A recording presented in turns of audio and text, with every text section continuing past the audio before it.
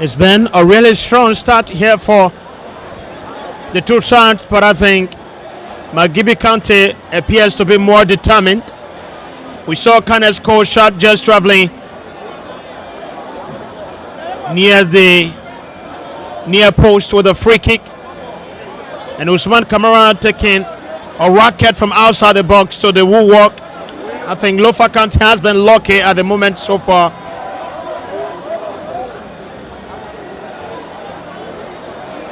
Seeing a whole huge determination from Magibi County this time. That's an incredible work, of course, from the steering committee headed by Mr. Kasser Anthony Kwa, which is also making the biggest investment in football development in the country presently. That's wonderful play from Magibi County. The header comes from Alexander Curtis, and corner kick comes from Magibi County. There was some powerful work there from Tito Yoko, just giving a lovely cross, and it's also a good reaction in terms of defense from Curtis.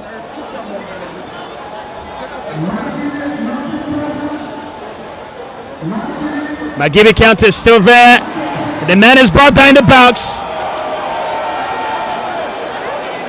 Kanesko putting a penalty appeal, but that's not sufficient enough to convince the match officials.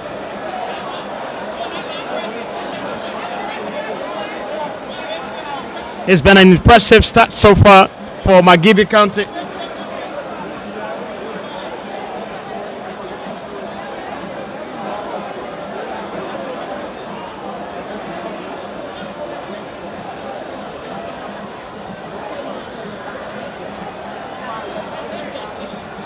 Morris Conan for Lofa County keeps driving. He's been heavily tackled. The clearance comes, but it's still here. Could be some trouble for.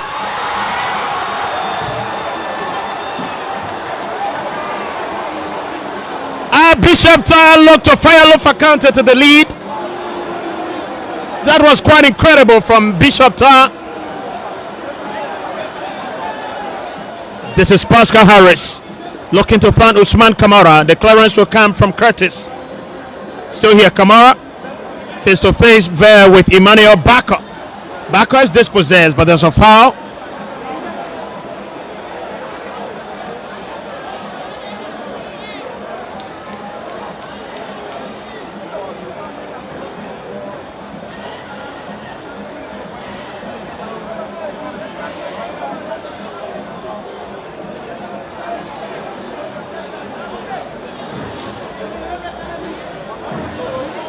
Magibi County lost their last 3 semifinals.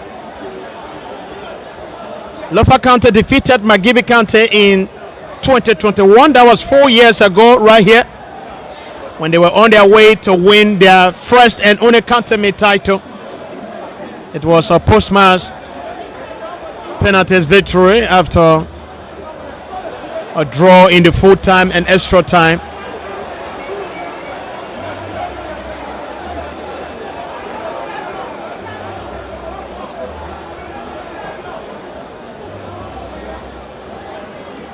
Lofa County has dominated in recent meetings in these fixtures. We played in group back in 2016 December, and that group had Lofa, Magibi, and Bon County, and it was Bon and Lofa County that came out of that group. Lofa County defeating Magibi County in their second game of that group. In the 2021 county meet season, Lofa County recorded 2 defeats against, that's 2 victories against Magibi County. After recording a win in the group stages, both sides met in the semifinals, and Magibi County were also a victim, with Lofa taking the triumph.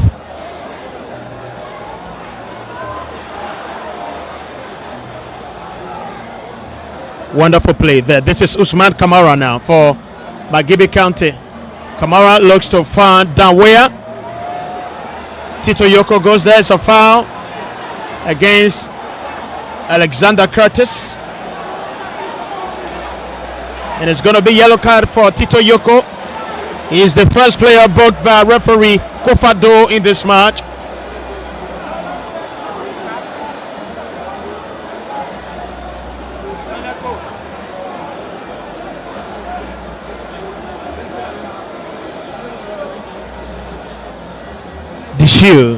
Fred Dishu looks to find Morikonen. Corners dispossessed. That's a wonderful play from Tokpazi. Magibi Kante putting up impressive shot. Jackson Horace. A long cross comes there. Downway gets a hair on it. Curtis is there. It's a big mistake. Usman Kamara. Kamara! It goes to the wall work again. Usman Kamara just disappointed once more. That was a big mistake from Alexander Curtis. Looked to connect Junior Yene back, but didn't get a perfect look. And it was just disappointing in the end. But let's see what's going to be the reply from Lofa County from the other side of the pitch. 2 times Cancelo Z, that's Usman Kamara, has hit the goalpost. He had to find the back of the net. Earlier it was on the crossbar, and now it was on the near post.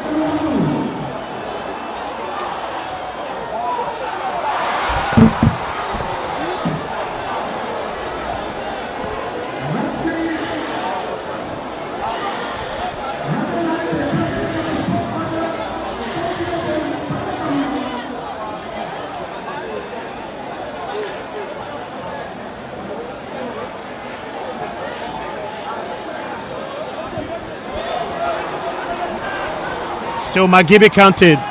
Tito Yoko making a run. That was a lovely challenge from the Lofa County defender. So brilliant from Fred Dishu.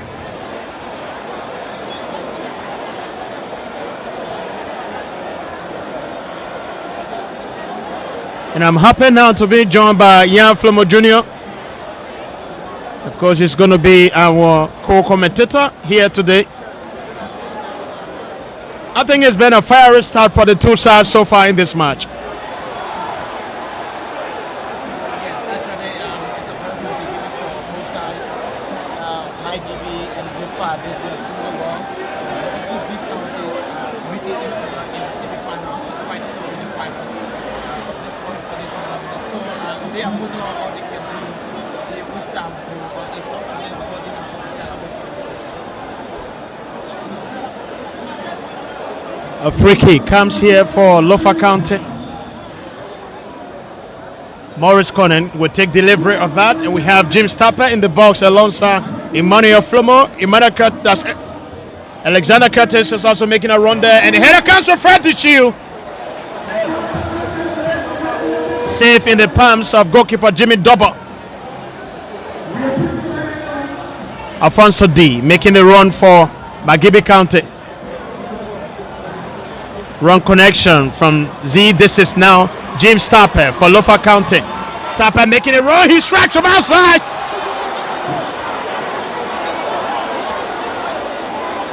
That was wonderful. I think the two teams are trying to make use of the long-range effort in this match.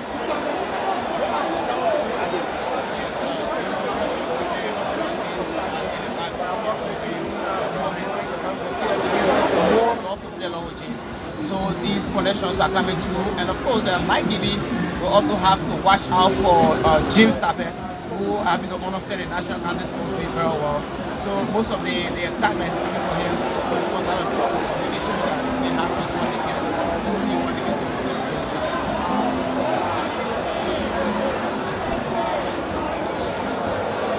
James Tapper. James Tapper has always shown up whenever Lofa County needed him.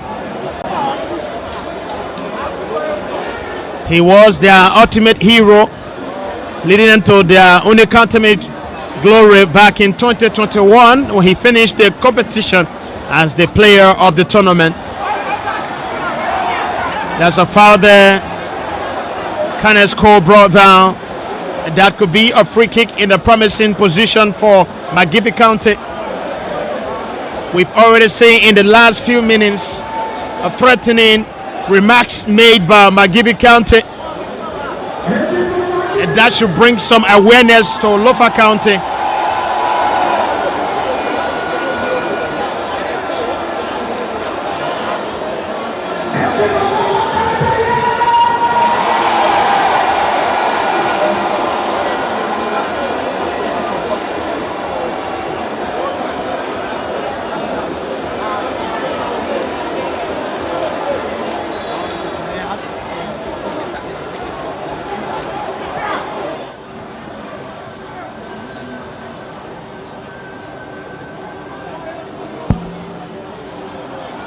Kane scored, free kick deflected by his own teammate, so it's going to be a goal kick for Lofa County. This is Fred Dishu, gets the connection from Junior Yene. Wonderful play there from Damojala, but not really a good one, so it's going to be throw in.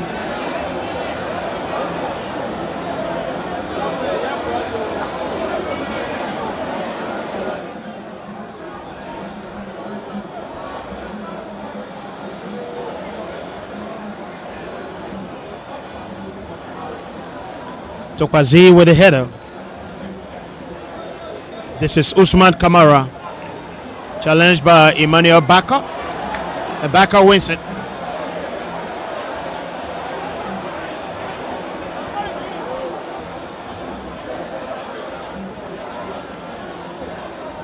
D. This is now Kanesko, who will get Tito Yoko involved. Danwia is ahead of him. He gets a cross, but it's too hard. Tito Yoko, and you see he's being apologetic about that.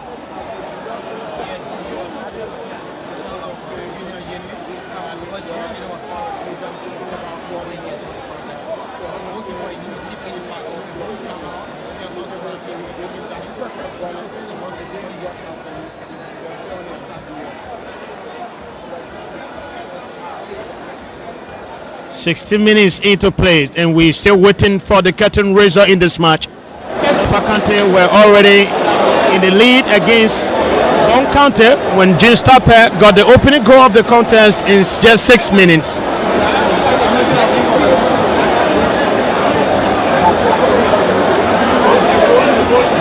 With what is now arguably the biggest victory for our county, or the biggest defeat for our county, especially Bong, in the quarterfinals of this competition.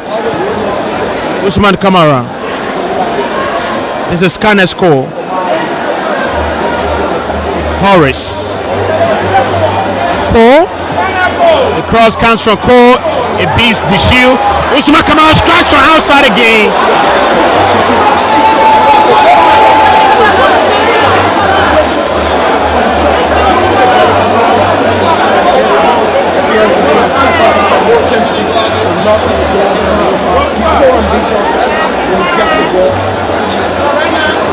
I think the defenders of Lofa County will have to put in more effort to take care of the aerial balls, ball coming from the air, and they're still finding it difficult to control it. You see, ball keeps flying over the head, but this is Damojala for Lofa County.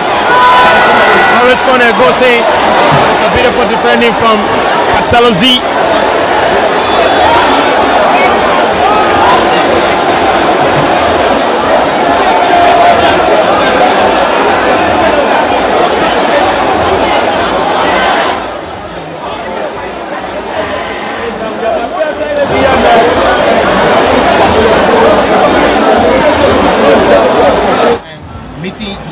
Was a goal for him. So in this match, nothing much is expected than him because he has not done. Kanesko is dropping in. He gets it, and that's a big clearance. Magibi County keeps knocking. This is Usman Kamara. He's been heavily challenged. No foul is there from Emmanuel Baka, who goes to find Damojala out of play and will be thrown in for Magibi County. But we have Alexander Curtis on the ground from the other side of the pitch.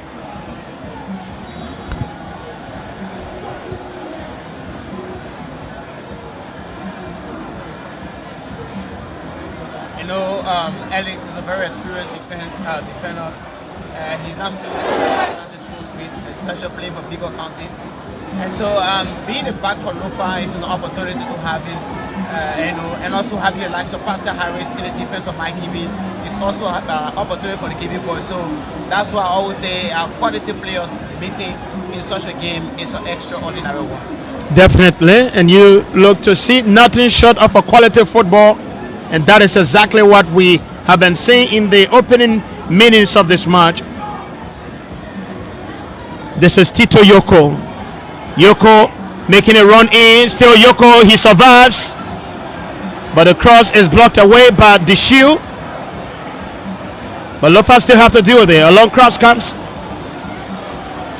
Too many skillful players for Lofa County in the attack, and so the Lofa County defenders have to watch out for. These are players that they are aware they have skills, and Magibi is using a screen, making use of the big players that they have. So these steps are coming, the opportunities are coming, it's coming from the right and left side, and the players are actually working on to their respective roles.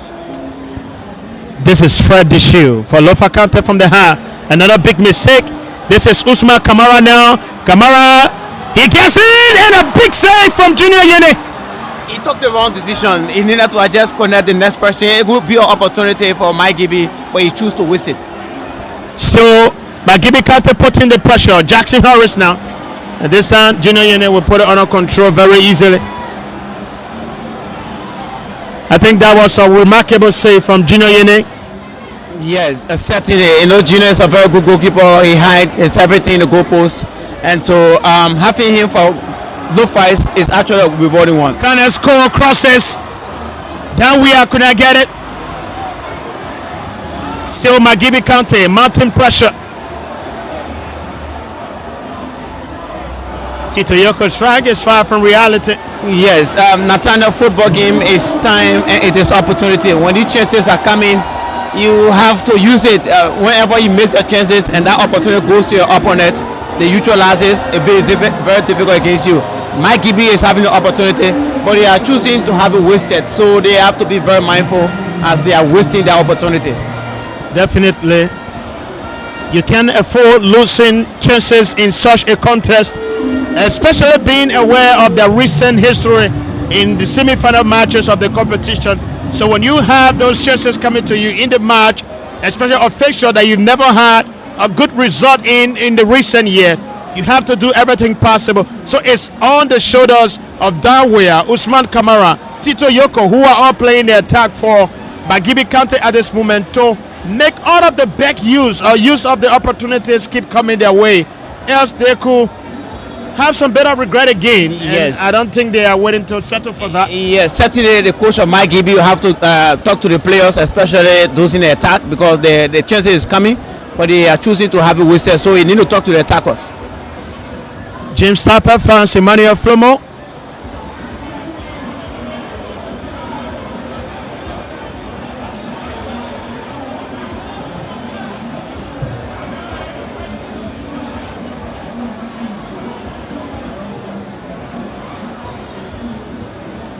This is Emmanuel Baka.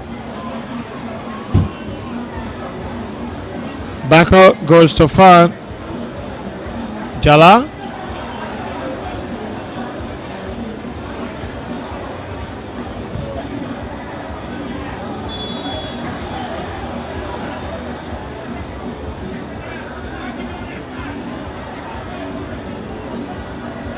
Jackson Harris.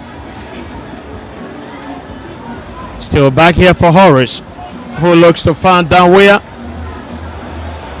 But this time, Dino will deal with it.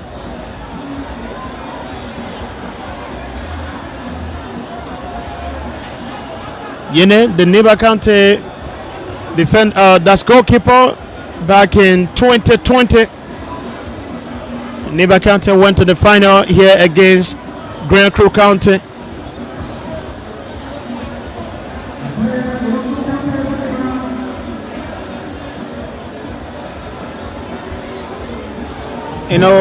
Junior Yene, I can recall sometimes while you were in Nima County, history of the county team, even played some friendly matches. But Nima wasn't interested in him, and he chose to go to Lofa County. And he had been one of those who had been admired by the current coach of Lofa. And so having him in the back is a boost for the county because he's a very good goalkeeper, especially from the second division, coming with a lot of experiences for Lofa County. So it wasn't a mistake for Lofa to have him here in the two stakes. Definitely, and he's also worked alongside Kobe Colley during the days of Kobe coaching Niba Kwado in the Labrador First Division. And there were over 3 seasons he played with Colley in the Labrador First Division. So I think he already know the quality that this man possesses, especially when they don't have the goalkeeper they've been using recently, Vina Smith. So Junior is just a perfect replacement, and he's been proving that between the 6 for Lofa County in the competition this year. And another quality Junior holds is that he's very good at penalty. And so if the match go to a post-match penalty shootout, it could be maybe an added advantage to Lofa. Definitely. And Iba County, I don't know why they had a lot of goalkeepers coming for them. This year during the preparation, they could not keep any of them. Even Jimmy Dubba was also having the decision or the mind to feature for Nimba in this competition this year, and they just could not keep him. And we saw him kicking it out of the competition over the weekend. That was on Sunday. They keep from the options from the steering committee and that of the coaches. You know, Nima County were making some changes. This coach will come, this coach will go, and they were not certain as to which coach was going to take over the team. And Junior never, in fact, Jimmy Double never wanted to leave, without anything be happening. So he chose to go to Magibi because that was the option for him. And so to have both goalkeepers here going against each other, these are some of the reasons why Nima County lost, because this guy was already there. You saw the team, you saw some of the tactics. Going against Nima was an added advantage because you already knew the players that you were going against. Alexander Curtis is looking for Emmanuel Flumo. There could be some trouble here. Big mistake from Jimmy Double, and that's a great clearance. The Magibi County captain Pascal Harris missed hell up, chipped the head, and then Jimmy Double, who came out, missed the opportunity to save, and was a dangerous attack against Magibi. Definitely. Alexander Curtis is now keeping a very close eye on Usman Kamara, because from the early openings of this match, so Kamara causes some trouble. But this is Morris corner for Lofa County. Corner is brought down, and free kick will be given to Lofa County. Yes, it's actually in a promising area. The fans certainly, I know, will be shouting that they actually want goal because the position of this kick is actually in a promising area for Lofa.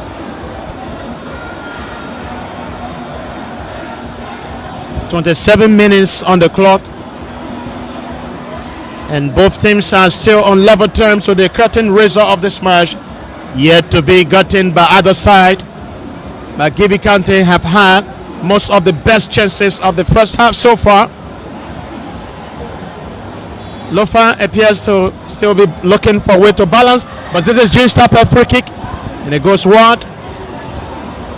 Yes, Curtis actually wanted to take the kick, but James, being a star player and the captain for Lofa, he decided to take the kick.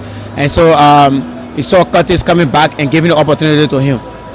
Yes, Tapper is the leader of the team in every aspect, especially when it comes to goal. And he's been the front man for Lofa County in the last 3-4 years of the national county meet. So you always have him being the man who everybody looks up to. And because of that, he's even been given a huge promise in the county meet this year that if he can help Lofa to win the tournament, I've been told that some elders in Lofa County have promised to name a particular time a town in his honor for helping Lofa win the competition. So you have to put in more effort, more than even he's done before, I think. James is a very good player, and also a son of Lofa County who really loves his county. That's why you always see him coming to represent the Urugisi Mountain, and for every time he appears in the county meet, he's always perfect. Always perfect, but people always been saying, why James just love to be in the national county meet, and because of that, but though there is still a provision that even if you are playing in the top league, which is the first division, you still have the opportunity to be called up by a county, because you have 3 slots available for the first division. But James will not be there. He always comes back to play in the local league or the third division. A lot of people have been criticizing him recently, but there are also been others from the other side that say, James is a busy man. He's a professional man. I think he's working in the court, so he always gives more time to his job than the football. So he feels maybe excited to play the county since the tournament is just for a short while instead of giving yourself to a team that you not maybe be able to commit yourself to them. What I do see is that he just have maybe love for the game, and he just want to see himself playing or to make himself happy. That's why he chose to be in the third division, because he feel that he's very busy going to the first or the second division. The time will not be given to focus on his job, so he chose to be in the third division. And most often in the third division, as a senior player, not much work is given to him. Maybe you have to go to the office, from the office, and come back and play football. He just finds himself that way, so I think he's very comfortable with that. Definitely, especially in a country that like Liberia, you don't have football playing much, so most time you just have players playing for passion and love, and they're not really getting a dividend of the effort they put in. The talents is not really giving them what they want. Though we have some clubs and some football administrators now in the country that are investing more money, like Mr. Anthony Cassell-Core of FC Facel is one of those people investing hugely in Liberian football, not just in the infrastructure or administration, but in the talents itself.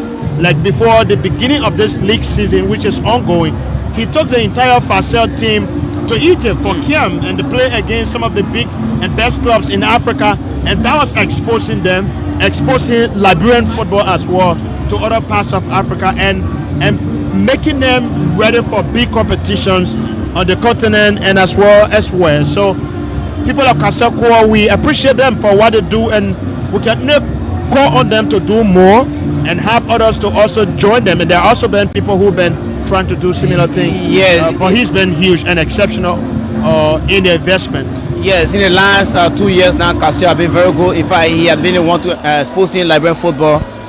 But in this national county sports meet that they also meant to bring out hidden talents. I hope that James Tapper, after here, will make the decision to take further step in his football career.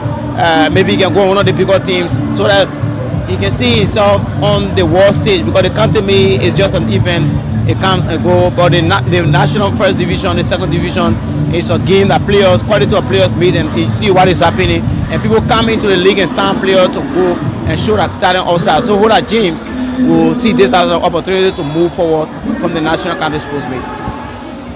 I don't know what his plans are. He has his own life, his own plan, but I think life is more about you doing what you love. So probably James loves what he's doing, and he just feels I don't want to say comfortable, but I think he feels satisfied with what he's doing. I think he's getting something to do. Sure, and for now, we don't really know his age. So maybe age is another thing why he doesn't want to put more pressure on himself. Yes, sure, but James finds himself happy in the national county sports meet. And he's being highly celebrated. I think he should be the most celebrated county player in recent years. Yes, because the last time we all heard most of the names were about Lim Nyanyans there. The former Nima County goalkeeper was one of the popular goalkeepers in the national county sports meet. So the name James Tapper is taking over.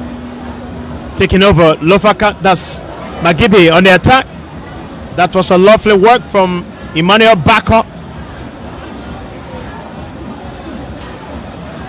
Usman Kamara takes the throw quickly. He finds the wrong connection. And this will be Lofa County taking attack now. And Francis Doe. He's brought down, and free kick comes for Lofa County. The intention for Pascal is the reason why the referee sound the whistle. Definitely. Francis Doe strikes. Jimmy Double with another incredible save. This is a falso D now for Magibi County. Defense Canes Cole. Cole posted through for Usman Kamara. Kamara is onside. He goes face to face with Dishu. Gets across. And will be handled easily by Junior Yene once again. Yeah, good pass, but poor decision to connect the next player. Definitely. The team we've seen the quality in the team. The two goalkeepers also putting a big show. Experiences are doing well for them. Jimmy Double on the other side for Magibi County. He's putting on an exceptional performance. Junior Yene on the other end also really mining the goalpost for Lofa County really well. Yeah, like I told you previously, the two goalkeepers they know each other. Kone gets across, looking for Tape. The effort on that was just too hard, so Tape could not put it under control. Not really seeing much from the Lofa County attacking trio of James Tape, Emmanuel Flumo, and Jack Bekone, who were all on the score sheet in the quarterfinals against Paul County. This is Tito Yoko and Usuma Kamada. Yes, I told you, Junior Yene is extra. He's an experienced goalkeeper. The save coming from him is a brilliant one. He's the reason why it's still 0-0. Brilliant save from the Lofa County goalkeeper Junior Yene. That was an incredible pass coming from Tito Yoko to far down we are in the box. But this is Uma Kamara. Lofa County having some huge work to do against Magibi County. Magibi continue to knock, looking for the curtain raiser. Francis Doe is looking for Morris Corner, but Corner is not present at where he's expected to be. Caselo Topazi. The clearance comes from Curtis.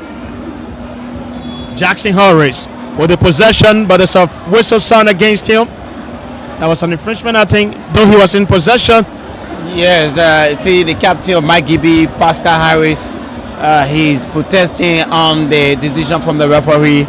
But that was actually a good call because the player was perfectly on the ball, and the opponent player chose to hit his opponent with a hand. So I think that was a great calling from the referee.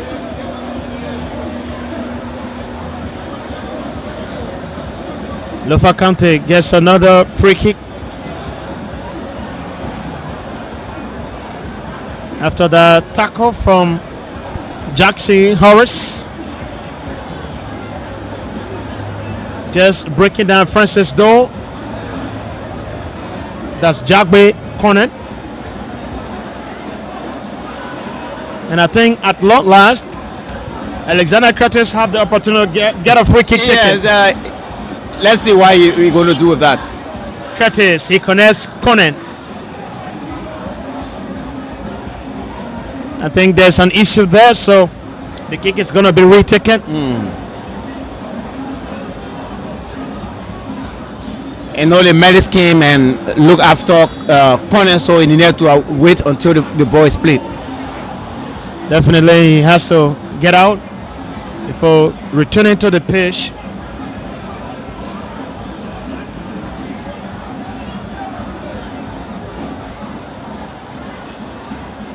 This is Jackson Harris. Sends it back to the captain, Pascal Harris. Harris lifts it, looking to get connection with Usman Kamara. But Curtis clears for Lofa County. Jackson Harris in their contest with Morris Corner. Corner slips away. Tapper's ahead of him. And Tapper looking to get connection with Emmanuel Flumo. Flumo being heavily challenged by Harris. But he's still there. And Flumo survives and Lofa County going through. It's a big save from Jimmy Double. Yes, perfect one-on-one save from the goalkeeper, Jimmy Double.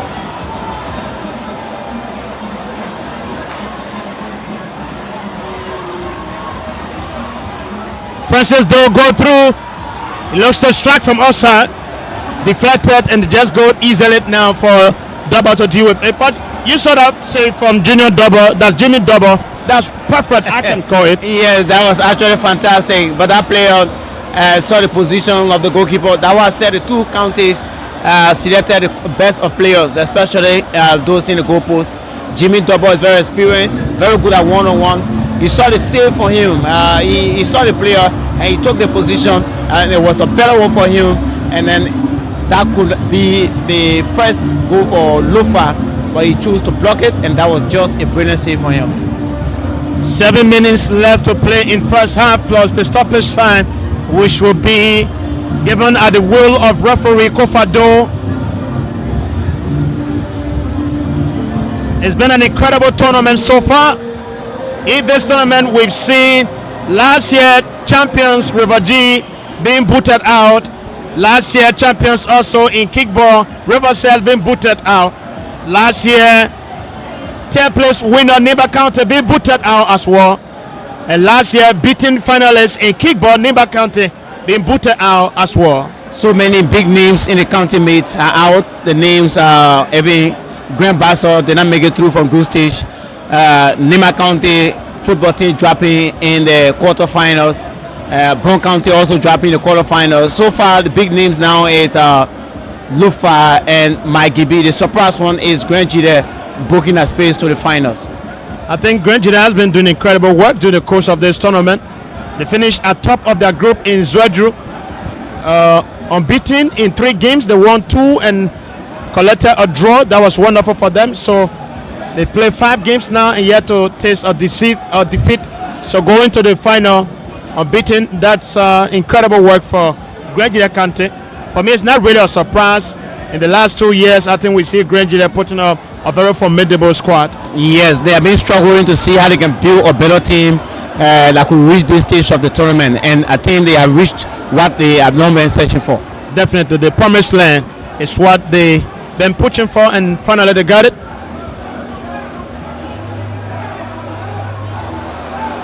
That was a wonderful interception from Usman Kamara. He gets down. We are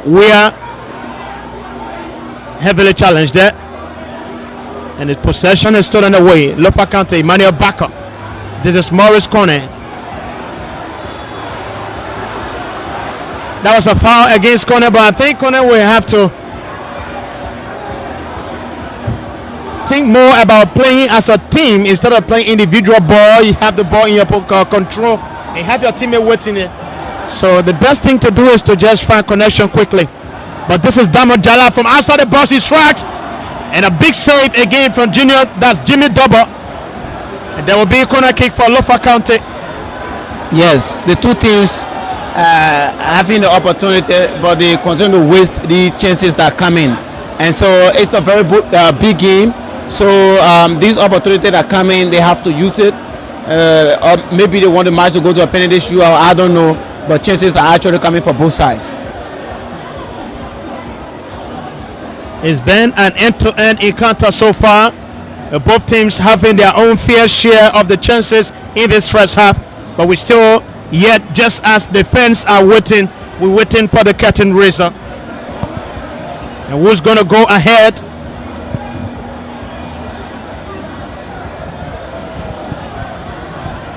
Magibi County suffered a narrow defeat in their last semi-finals appearance here. That was 2 years ago against Nimba County. This is a corner kick being delivered. I think that was a poor one from Tape. No, certainly. Tape was looking for Conan, but Conan was not at that location. He wanted to see him, and so there was a head up from that Lofa County player. But team Magibi County defenders, they defended that very well, making it no trouble to Magibi. We are left with 3 minutes to play in the first half here. A wonderful pass there to find Tito Yoko. Down where in the box, Usman Kamara also there. This is Yoko. Yoko gets a low cross, and that was a smart save again from the Lofa County goalkeeper, Junior Yene, who has been so brilliant in the first half so far, just as the Magibi goalkeeper as well, Jimmy Double. Kanesko was a mark in the 18-yard box, so Yoko needed to just connect Kanesko and see what happens afterward.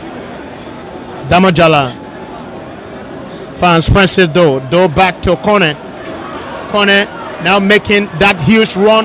Kone going in, it's a low cross. That's another wonderful clearance there from Magibi County.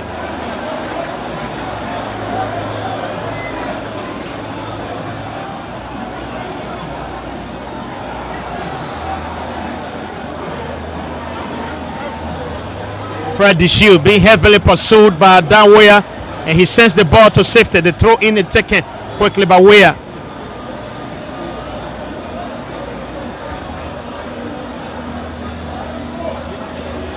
Magibi trying to also play with a counter attack, watching the defense of Lofa County, and so having Yoko Kanesko in attack, that midfielder thought it was an opportunity to launch a counter attack, but that defender was very good, making a clearance and putting football off the line for a throw in favor of Magibi.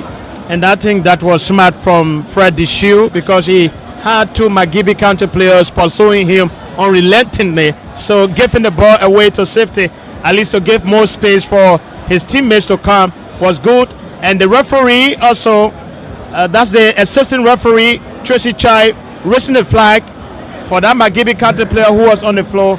I think it was to me not really a good decision, because Magibi needed to have made the quickest use of that. Yes, they never had a lot of Lofa counter players coming back from the attack. So down we quickly took the throw to find Canes Ware. That's Canes Cole, and you could have just allowed them to do their thing. Especially the player is on the floor all the way in the football is in the favor of Magibi. So Tracy was just supposed to wait, because that would be an opportunity for Magibi. But again, human health and life come first. So she chose to maybe look at the health of the player who was on ground. So 3 minutes have been given as stoppage time in first half here by Kofado, the referee overseeing this match.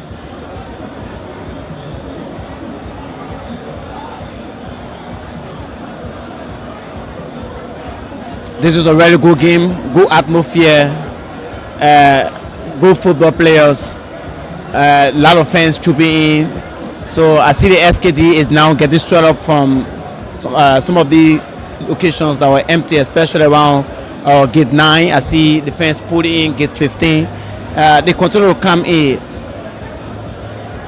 Definitely, you know, the National County Meet is a tournament such a way that you see a lot of people always come. They want to show more love and loyalty to their country. So you have those passion and loyalty being shown.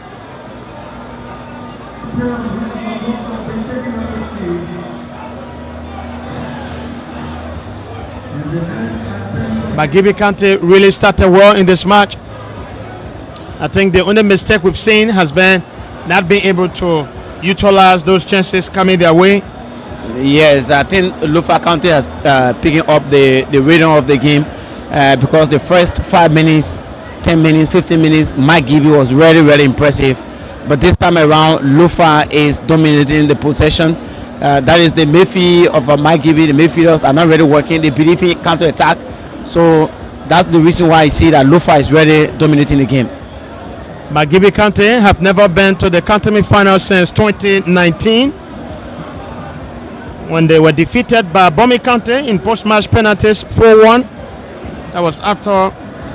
That's 4-3 after a 1-1 draw in the full time and extra time of that match. Lofa County beaten last year in the final here by River G County, who won their first title of the competition.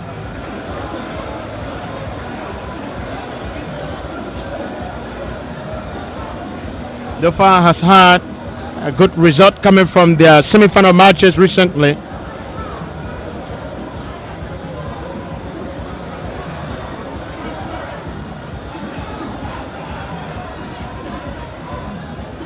Topazi looking for Downware, who slips between Deshiu and Curtis.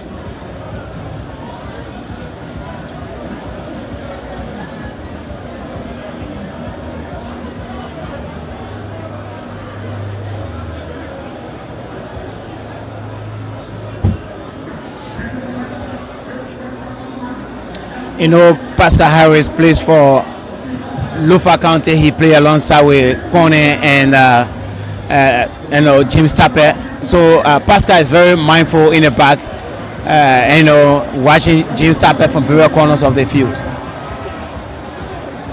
Definitely, that's the beauty of the county. You play for this county this year, and next year you see yourself in another color and representing another county. Could not be even your original county. Sure. Like last year we saw Pascal. That's the previous year, Pascal playing for Lofa County and coming to the final against Nimba, his own county. So you see those things happening over and over. in the National County Sportsman, and that's what adds to the beauty of this competition. But that's the end of the first half here. It has been a really competitive first half, excruciating, with wonderful results coming out from the two teams. It's been showing good repetition in the competition right here. So it's been a whole big 45 minutes, but we're looking for a bigger one with the last 45 minutes to decide between these two counties which will join Gedeh County for the final on Sunday. Very good first half, and we hope to come back with another exciting second half commentary.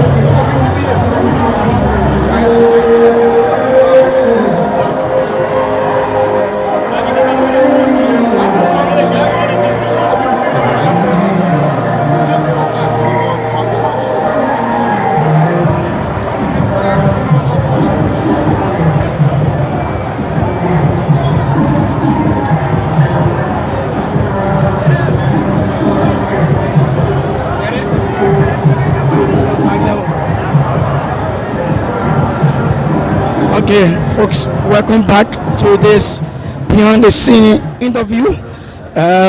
We just witnessed an exciting first half here on KMTV and here live on the SKD Sports Complex here in Pingsville. My name is Mark Eric. I'm only from. I'd like to welcome you to this live interview with some fans here of the various counties that are playing here. That's Maryland, Magibi, Lofa County. So, good afternoon, sir, and welcome to the media. Good afternoon. Thank you for having me. Thank you. My name is Josh Dawe-Yo. I'm the president and CEO of Magibi FC, a second division club in Magibi. I live and work in Magibi, so I'm a diehard fan of Magibi. Okay. So, what's your impression so far of the game first half? The game is well balanced. It's good, but being on the side of as a fan, I would say that Magibi has had the edge. We have missed 5 or 6 chances. If we have put 2 or 3 of those away, we have been 2 or 3 goals up. And so we just hope that we maintain the same momentum going into the second half. But yes, I'm so confident that Magibi is going to win and go to the finals. So, edging to the close of the first half here, your team, it looked like they broke down in the last 15 minutes of the match, edging to the first half of the game. Did you notice that? Yeah, you know, in a game of football, it's difficult for you to have 45 minutes of consistent, continuous. There have to be some point in the game when your opponent will take the upper hand. And I think Lofa pounced on that. They came closer to scoring on a couple of occasions, but there was nothing to be fearful of because we know that Magibi is a more superior to Lofa. The team is more superior to Lofa right now. So what makes you more superior? Is it because you are in front of Lofa or what? Don't forget now, we got to give you Mountain. But they are the water. I forget Wologisi, nothing in it. But look, but Magibi is you know the guy. If you have to leave Liberia, you have to fly through Magibi. You have to fly through the Roberts International Airport. Nowhere else. So our first international border is right there in Magibi County. We are the first county, so to speak. When you enter this country, the first county you will pass through will be Magibi before you get to Monrovia. So, what should we expect from the boys for the second half before we take leave of you? We expect more of the same. Magibi will come out, play better. Our attacker, particularly Usman Isco Kamara, number 10, I bet he's going to score a goal or two. And Lofa, I'll give it to Lofa. Lofa has some of their own, particularly the number 9 and the number 10. They are doing well. They are good. But our overall team play from back to top, is superior, and that's why I think I'm more confident that Magibi is going to win. Okay, thanks for speaking with us. We hope to speak to you later after the game. Thank you for having me. Thanks KMTV. Thanks KMTV for having me. Okay, we have our Lofian here. We have a fan also. Let me shake your hand. Even though I will beat you, but let me shake your hand. So, good afternoon, sir, and welcome to KMTV. Your name? My name is Vani Yakwazu, and thank you for having me. It's a pleasure to be here. So, your team had a slow start here. Did you notice that? Well, firstly, I want to say I'm excited to be here and watching this game. I understand we had a slow start, but everything starts, with different dimensions, and sometimes the players will gradually get adjusted, and after a while, the weather and stuff, the heat and stuff like that. So I'm very optimistic that Lofa was just trying to get a pace set up. And if you kind of watch the game, you'll realize that in the first 5 minutes, we kind of lost a couple of stuff. But we took up our rhythm, and I'm very, very sure that at the end of this game, we'll be victorious. At the end of the game, you'll be victorious. Yeah. What score should we expect from Lofa County? Well, the way I see this game goes, let me firstly say Magibi has a good side. But you need to understand, like my brother who just left from Magibi said, he tried to shift off the issue about coming to this country and coming to Magibi. We're talking about what is being played here now, not coming to this country. So at the end of the day, he will leave here. He spoke about the Magibi Manti, the Gibi Manti. Yeah, and the Mawologisi. And the only thing it's saddening that he has left. But I told a few of the Magibi fans before me, I said the only thing you will leave from here will be but at the end of the day, we will let you go home and realize that we are your big brothers and we are your uncles. You must respect us. So before you leave here, we'll discipline you. Yeah. So at the end of the day, I can assure you this game will be a 2-victory game. 2. Yeah. So if you are Lofa County coach right now, in the second half, what's the tactic that you're going to put together for you to be victorious in this game? Well, the exciting thing is that I know the Lofa County coach somewhere from one community that I used to live in before I got out of this country. So, and I believe in his ability to turn this thing into a victory. So I realized that, like the number 9, whose name I would not know, and the 10th, the 9, Gene Stapp, I believe in him so much. I'm hoping that Lofa County can name a village after him. And the guy who's having the jersey number 9 is a very brilliant player. I'm just hoping that he can have the opportunity to distribute those balls. The game will change here because I've seen him release and I see what has happened. Yeah. So if I take leave of you, have the final words to Lofians that are watching from all around the world. We are also have here on YouTube. Folks, before we have here on YouTube, we have to say a shout out to Mr. Kazeko. Mr. Kazeko, the CEO of FC Facel. Mr. Kazeko, the CEO of FC Facel, and committee chair of Magibi County. I know he is following the broadcast. He been immense support to this broadcast. So we'd like to say thanks and kudos to Nev Energy. Let's get back to you, your final word. Well, I want to say to all of you, rest assured, this is not one to move. At the end of the day, we will discipline. These guys. Respect Lofians forever in their life. So relax and rest assured that at the end of the day, this will be victory. And I want to say to KMTV, thank you for the good job you do. We appreciate you, and thanks for having me. Okay, thanks. And folks, there you have it. We're now taking a break to get back in studio. Okay. Yeah. Okay, we have someone here from Shintao. We have someone here from one of our partners in Shintao. Shintao is one of the best beer right now in Liberia. Good afternoon and welcome to KMTV, sir. Your name?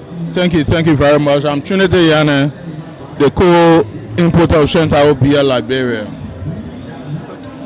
So you are here today. How do you look at it again firstly? And also, you also here to sell your business, your brand. That's the Shintao beer. How's it so far? Are customers responding to your latest prices? Because out there, before I could come in here earlier this morning, I saw small vendors selling the beer 2 for $5. Whereby when you come in here, other people are selling it 600, 700. Oh, I mean, that's marketing. You know, some people come in, they need to make profit. So we are importer. We also give them the leverage to sell and make their profit. But we came in as an importer and a sponsor to this country meet to, contribute our social corporate responsibility and making sure that Liberia people enjoy the best of Shintao. What would be a word out there to those that haven't tasted the Shintao beer yet? You can go out there, taste Shintao for yourself. Coming up back in the days, we say good things sell itself. Shintao beer came from under when we first came to Liberia, and now we are the #1 imported beer in Liberia. So that can, give you the assurance that indeed it's a good beer. You can go and grab it and try it for yourself. And Shintao beer also have varieties of product. We have the zero, we have the lemon, we have the seaweed soda water, we have the stout. There are a lot of lacquers on the market. Do you have a specific vendor here within the crowd or outside? Because back then I can recall in the previous county meets, you guys used to get your specific vendors around within the stadium and outside the stadium. But nowadays I'm seeing your drinks with all of the vendors here. Do you have a specific vendor? Maybe you have a specific booth where people can go and sit and just have a fun time? Yeah, sure. We do have a specific booth. If I'm making a mistake, somewhere around gate 19, before gate 19, there will have a specific booth. But vendors are everywhere right now because, like you said, before we were struggling on our own, so we were carrying the beer out to people. But now the beer already penetrated the market where they know it is a good beer. So people are going for it and helping to push it. We also give them the chance to do that. Like you said, your beer have penetrated the market.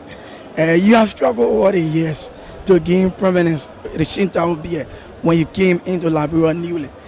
What have been some of your challenges leading up to this day today? Because you are now in your successful period now. Okay, for challenges, every business, the beginning, you have to, suffer some biologies. You have to listen to a lot of things. One thing people say, nothing good comes from China. You understand me? That was the politics preached on the beer. But for us, we were there to break the tradition, taste the beer, and you know what we're talking about. And today, we are successful in the market. Before we take leave of you, what's your impression about the match that you're watching? Oh, the match is a very good one. I enjoy watching the match.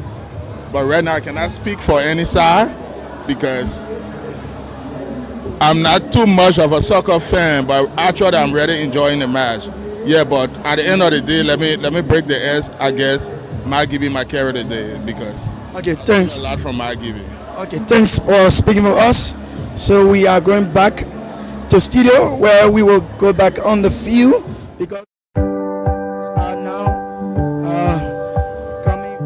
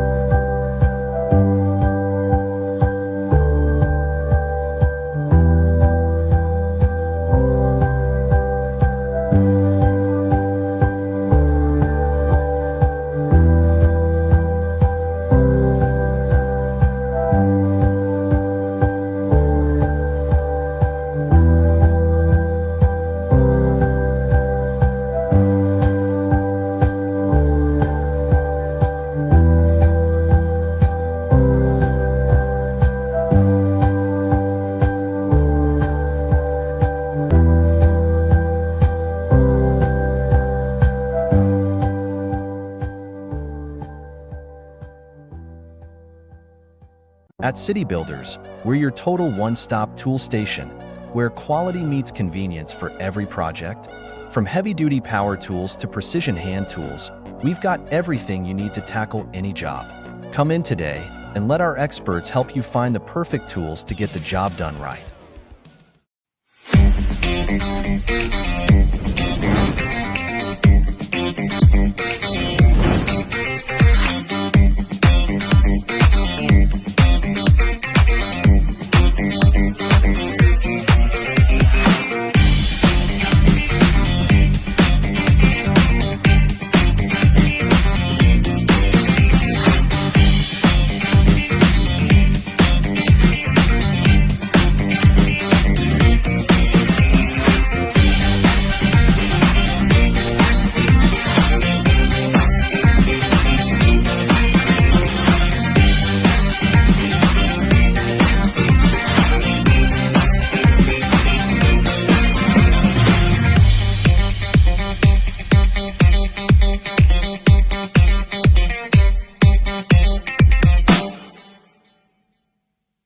Uptown Garage, where they fix your soul. Got car troubles?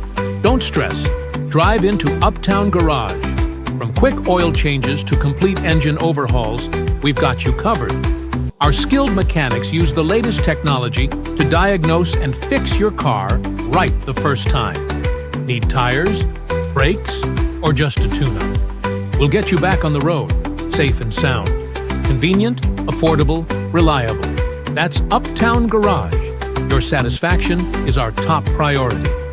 Visit us today at Broad and Nelson Streets. You can also find us on RIA Road, Rehab. Uptown Garage, where your car gets the care it deserves. Relax. Our well house is full of everything that you will never go out of spare parts. It's more than just service. It's the Uptown experience. Visit us today and see why we're the name you can trust. Uptown Garage. Driving excellence every day. Uptown Garage, where they fuel your dreams. Bring it in, we'll make it shine. Fix your ride, make it run divine. Turning every breakdown into hope. Every engine finds its new scope.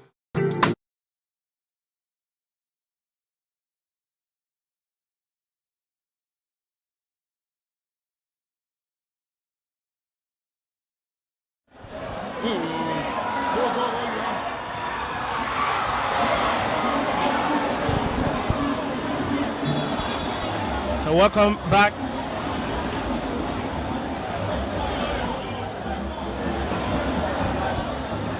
Welcome back to the second half here, and of course, Lofa County against Magibi County. It is the last semi-final of the National County Sports Meet 2025 edition here.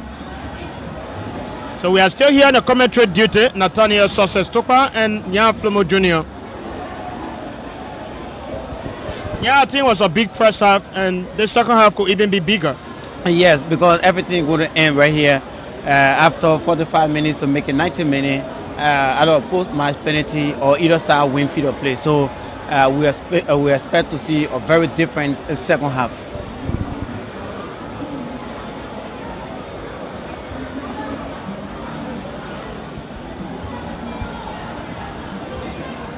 Magibi County had two shots going to the woodwork in the first half.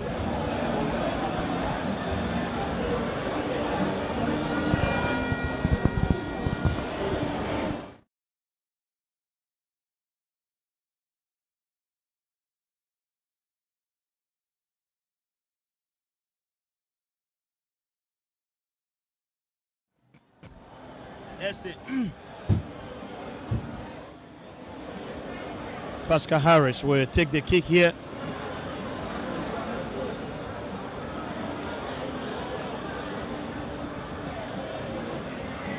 That's a long kick sent behind by Alexander Krates, so it's going to be corner kick for Magibi County to take.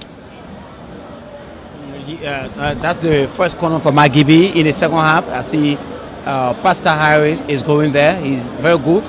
And let's see what he's going to do as he's going there in the defense of Lofa. Definitely, this is where you see the players of the height have to go in the box to await the Ball coming from the corner kick. Kind score pass. Could not find Horace Jackson.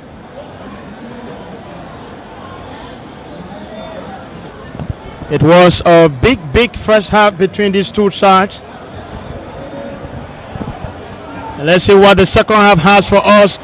Lofa Kante, that's Magibi, can score. Yes, Kaneko with another glorious opportunity. Great strike for him, but Jimmy, goalkeeper Junior Unit was around, just an inch away from the goal post. You need to be focused and see whether he can put Magibi ahead, because all eyes is on Canes, especially the way he performed against Nema in the quarterfinals. Yes, Canes is a very young player, so determined. We've seen done a lot of great things in the Liberian National League in the last 2 years now. This is Caselo Tokbazi. Fans Usman Kamara. Kamara has been pursued by Emmanuel Bako. Still here. This is Horace Jackson now. Down where the pass goes through here for Tito Yoko, who again is great. And Magibi Kante! It's a glorious finish. Perfect one for him. A big run and a great goal from Tito Yoko to put Magibi Kante in the lead here. The SKD is being set ablaze. It's one now with celebration. Just 5 minutes into second half, and Magibi Kante have gotten the curtain raiser. It is a big goal. Yes, previously they were motivated with 1 million from the Senate Pro Tem, Young Kanga Lawrence, with a lot of promises coming in. And then in the first half they have already been working, and this is now the time to put our effort that we said. We expect a different second half, and we are just about to witness that beginning with Magibi taking the lead against Lofa. They lost their last semi-final match 1-0 against Neba County, and today they have taken the lead 1-0 against Lofa County, who were defeated in the finals last year by River G County. And it is Tito Yoko with the curtain raiser after 5 minutes into second half. That is a big goal. Yes, Tito has always been around Cortes, always been around the defense, and so this time it was a perfect pass, and that pass was perfectly being used, and they have taken the lead against Lofa. We seen the goal, but talk about the pass. It was a world-class pass coming from Jackson Horace. Just funny, Tito Yoko, who maneuvered his way at the back of the Lofa County defenders and made no mistake with that run, and a great shot as well. This time, Junior Yene could not be the savior of Lofa County, as we've seen most time in the first half. Junior Yene was not really expecting Tito to directly place the ball by his side. He was thinking that Tito was going to lay off, and so he himself he's very surprised, to see the back of the curtain shaking, thinking that it's going to be a cross for his teammates. And I think that has been the mistake for Magibi County in the first half. Every time they have the ball, you are looking to get connection with a teammate, even if you are in the right position to take the kick. And I think Tito Yoko, the talk from the dressing room perhaps changed it for them. Yes, I'm very sure that the talk from the dressing room actually changed their style of play, because in the first half they were playing individual football in the attack. Maybe there was a promises made that anyone who scored the first goal, you will get certain reward. So they were playing individual football, but now I see it being very collective for Magibi. Let's now see what is going to be the reaction from Lofa County. Emmanuel Bako in possession of the ball, and he's been heavily tackled by Jackson. Still Lofa County. This is now Alexander Curtis. The last time Lofa County lost a semi-final match was 5 years ago against Great Crew County here. This is Emmanuel Bako. Now finds Francis Doe. Lovely play from Doe, who gets away from the crowd of that Magibi County players. But the clearance comes in the end from Andrew. And that was wonderful from Andrew Dennis. Yes, he has some problem with being focused, because you're right around the 18-yard box he needed to make the rightful judgment to see whether he can perfectly pass his teammate. Dama Jala with a reckless pass. You can see the disappointment being expressed by his reaction. And Jack Bakona, who also was expecting that pass from Dama Jala, being disappointed as well.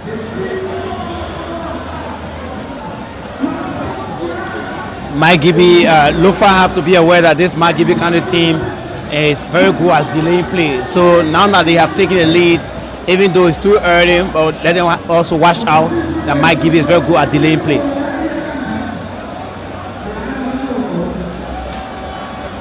It is a fragile but very important lead at the moment for Magibi County. Could they add a second, or will Lofa County fight to get the equalizer? Usman Kamara looking for space. That was a wonderful work. Foul here now, Jackson Harris. And he's going to be booked by referee Kofa Do. That's a deserving yellow card and a perfect call from referee Kofa.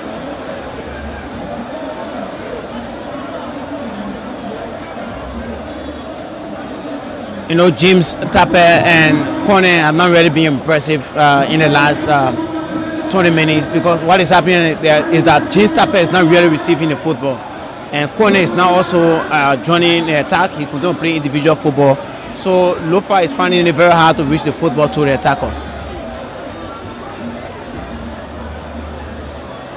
Harris down, takes the throw for Lofa County. This is Dama Jala now. Maurice Kone finds Harris, who will take a long cross. Was looking for Francis Doe, but will be here for Tokpazi. Tokpazi stayed there for Magibi County. The possession is now won on to Lofa County. Alexander Curtis, quickly he finds Emmanuel Barker.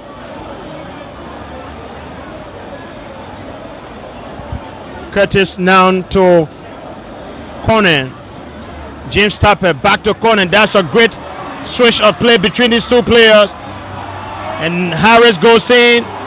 That was reckless. This is Kanes Cole now for Magibi County, who will get the goal scorer Tito Yoko. And Yoko making a run. He takes a long one. That's a clever pass towards Usman Kamara, who will go face to face with Emmanuel Barker. Kamara. Still Kamara looking to make his way in Magibi County. Kanes Cole coming very close to finding the second goal for Magibi, but he chose to waste the effort. So it's still 1-0 in favor of the Gibi boys. Magibi County took the lead against Nimba County here in the quarterfinals. And the Conquerors had to get the equalizer through their captain, Josiah C. But eventually, Magibi won on the post-match penalties, which was very dramatic here on Sunday. James Tapper, this is when you have to see the quality being displayed from Tapper, because he's the man who carries the mantle of hope for Lofa County. Yes, all eyes is now on James Tapper to see whether he can give that hope to Lofa County.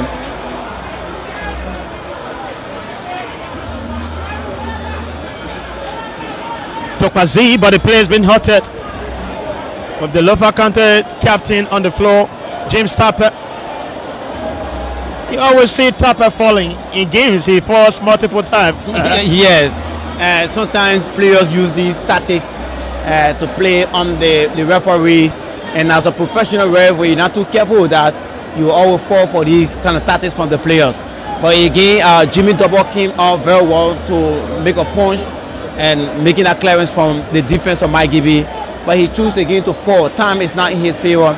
And I know right in the crowd there, the fans will be saying you have to wake up because we are down. There is no time to waste. We need to see what we can do to find an equalizer.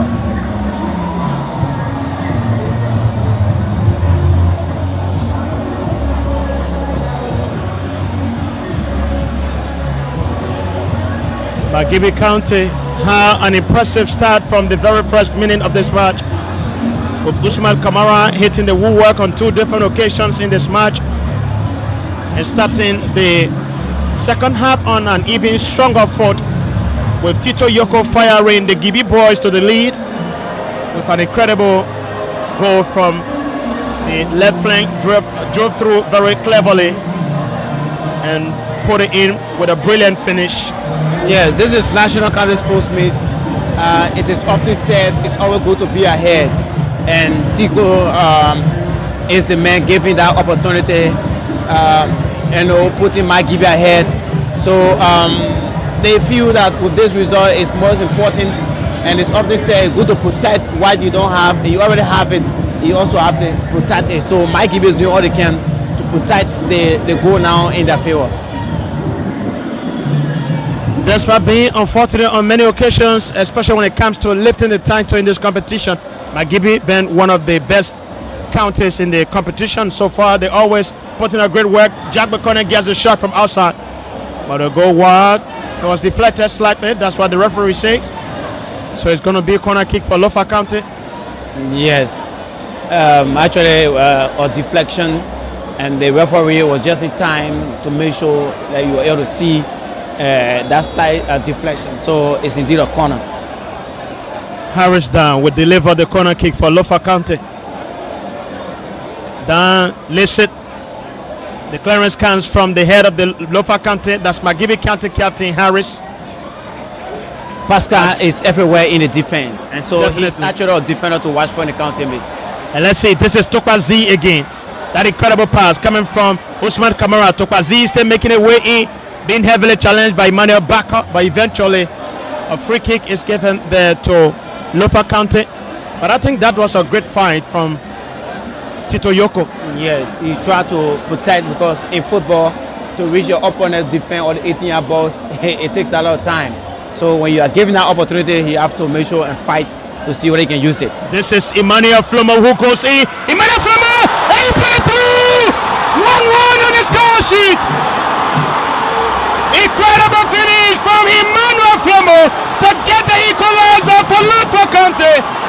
It's a dramatic scene now inside the SKD, and the Lufians are up. That was a perfect finish. Great goal from great player. Emmanuel is the man. He scored twice against Brown County, and here he is again, registering his name on the score sheet. And this one, it is a very big one. A much needed goal for Lofa County. And Emmanuel Flumo just put it in very cleverly after getting away.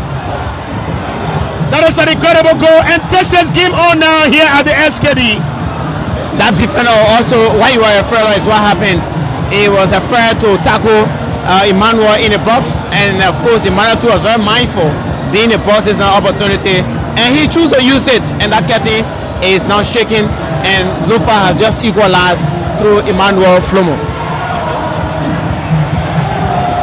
Incredible goal, and the Lufians are now up here in the SKD Stadium, and this could be the same thing happening there in Vahu, happening in Vonjama, and happening everywhere in the Lofa communities around.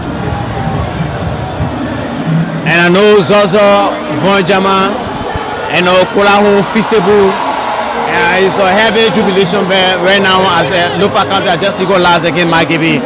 I'm very sure the Lufians are up, motorcyclists will be on the street, and it will be a complete celebration for this equalizer. 5 goals to his name in the county meet this year. Emmanuel Flumo making some name for himself, and this is Kana's score going in.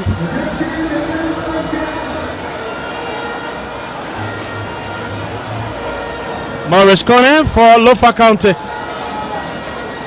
Jim Stapper now has bandage to his head. Yes, this is the second time. Last year he also had bandage on his head. This year the same. Morris Corner slips away from Jackson Horace. This is Emmanuel Flumo again. Flumo is going in. Still here, Flumo face to face with Andrew Dennis, and the clearance comes from Jackson Horace. James Stapper was right in the box, and James was giving signal to Emmanuel to have him connected, but Emmanuel chose again to directly place the ball to the goalkeeper, but it was a block, and James is still complaining.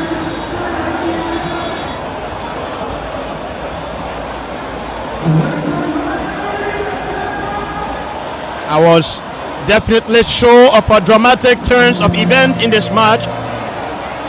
and we could be definitely going for a dramatic end to this dramatic fixture.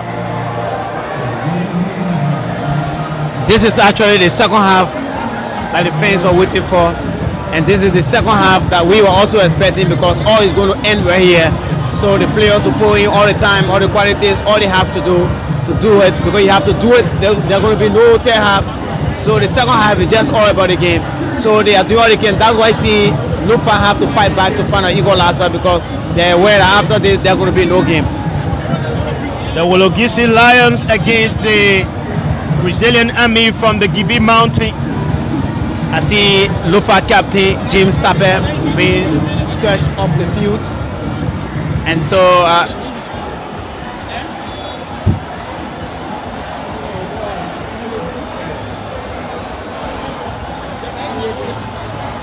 it's been a really great reaction from Lofa County after Tito Yoko put Magibi County in the lead. And Emmanuel Flumo with a lovely goal to get the equalizer for Lofa County here. Alexander Curtis. The ball stolen away from Curtis by Kamara. Usman Kamara brought down, but there will be no free kick. Instead, it will be throw in for Lofa County. This is Andrew Colley for Magibi County. Now Damojala onto Morris Kone. Lovely play from Kone. He scored the closing goal in their 4-1 victory against Bon County here over the weekend in the quarterfinals.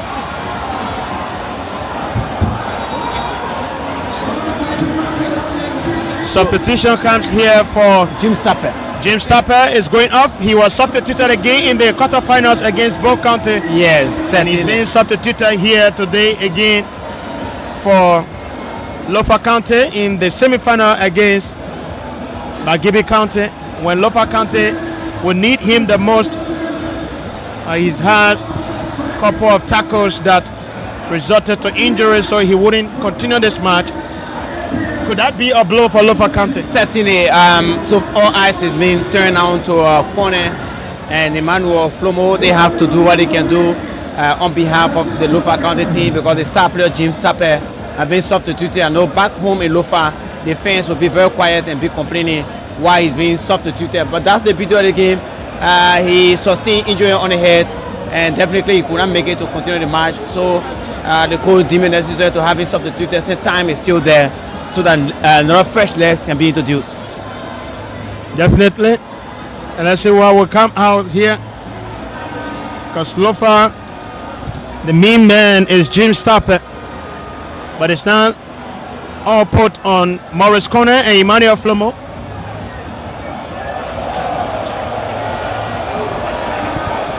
Pull help from Casino Z, putting it across the goal line for O'Connor in favor of Magibi. He was very sure of helping for Jimmy Double, but that was just a slight mistake for him, awarding a corner for Lofa. The Lofians inside the SKD Stadium are now up. Taking out of the noise to motivate their boys. Yes, the green is in dominance, so you find happiness in the crowd.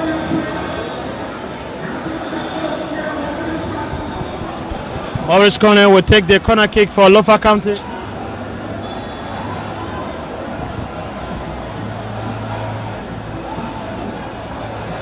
Corner gets the delivery. The header comes from Jackson Harris. Eventually, Jimmy Double gets it. He now looks to get a quick connection. But this also kick from... That was an incredible kick. Very beautiful there from our Bishop Tar. He was looking at the position of the goalkeeper. Jimmy was in rush to flat or counter attack, but he slipped and fell. And so Bishop was taking opportunity of his position. This is Bishop with this tackle that's challenged Damo Jala, and Jala is booked by the referee. Yes. And yes, that's it. He could not walk away with that. Definitely, you are expected a yellow card. That was a ruthless tackle.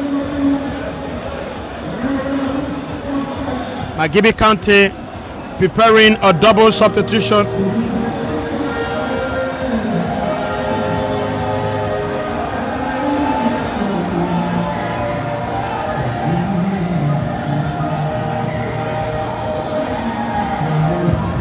Double substitution here for Magibi County, and we will have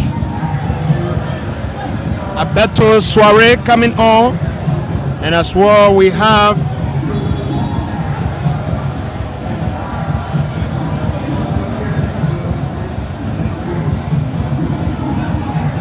Joshua Jensen.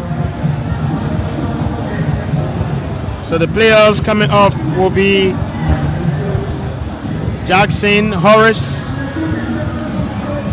Joshua played full 90 minutes against Nima, and he was very good, dominating several areas of the field. So bringing him from the bench in at this time, I think it's actually a good changes coming from the side of Magibi. This is Emmanuel Flumo for Lofa County. He slips away from Andrew Dennis. Still Emmanuel Flumo going in. Was looking to get connection with Carter. It was a lovely run from Flumo, but the pass in the end was not really good. Corner. This is Emmanuel Backer for Lofa County still. Now our Bishop Tar who gives it back to Alexander Curtis. Curtis flashes it, looking to get connection with Carter. The ball comes off to get it.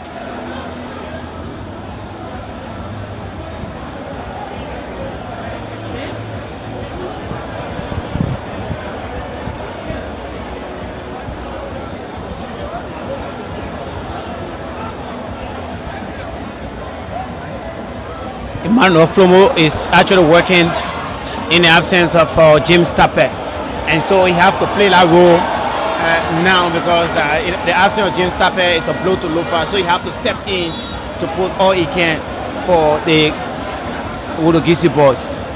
Definitely. Jagwe Conan will take free kick for Lofa County, and I think Emmanuel Flumo, he's a player with a lot of quality. Despite his young age, he's also making use of his energy, because being young, you got a lot of strength, a lot of energy as well.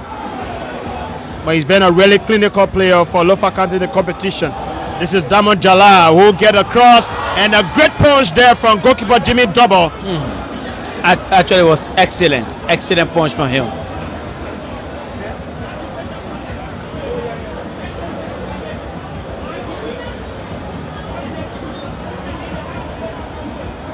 A lovely run. Harris with a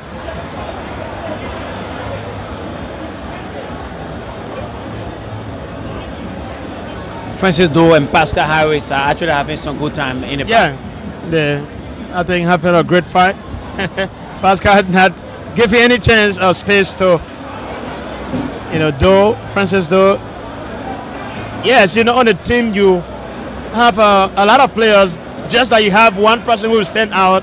As much as James Tapper is that player, whenever you talk about Lofa County, you always think about.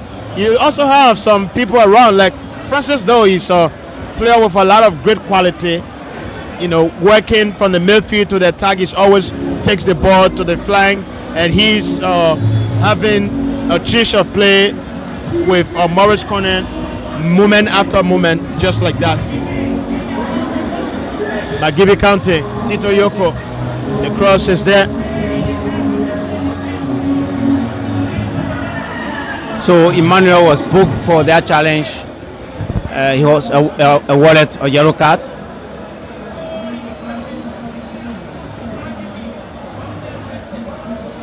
Magibi County are putting effort to reclaim their lead. This is Kenneth Cole, who is being challenged by Alexander Curtis.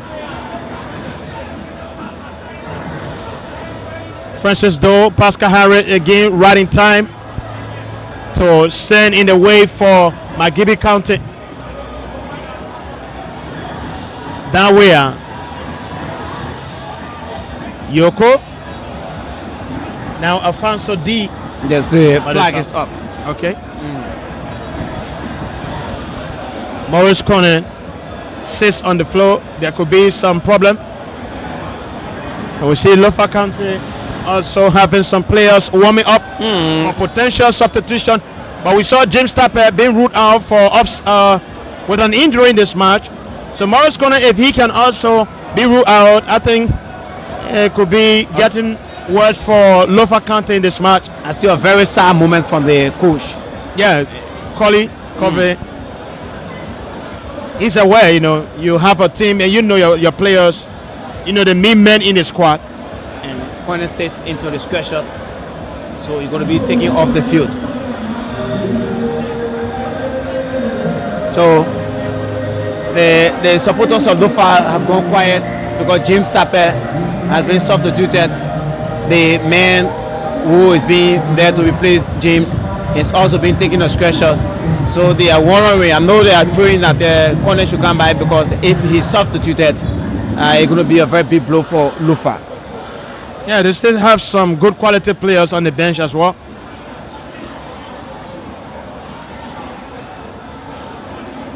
Tokpazi,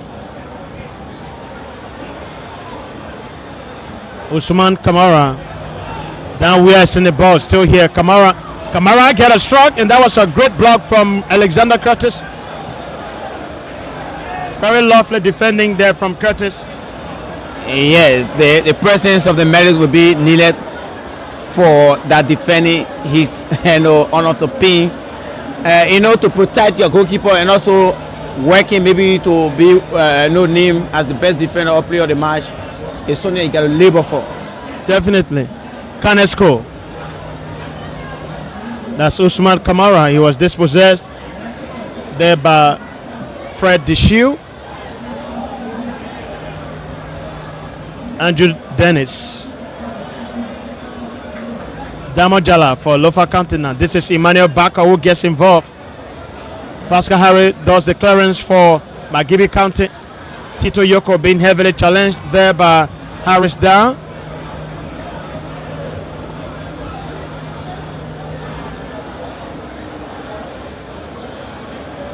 $14 minutes left on the clock to play. Alfonso D. This is Tito Yoko, Magibi County now. Yoko still here, Yoko. Lofa County with the possession. That's a great pass. And Emmanuel Flumo! Emmanuel was on mark, so he was taking that opportunity to see whether he can put effort into it to find another one for Lofa, but he chose to keep very wide. I don't know what is happening to goalkeeper Jimmy Double, and so the referee had just called on the attention of the medic for Magibi.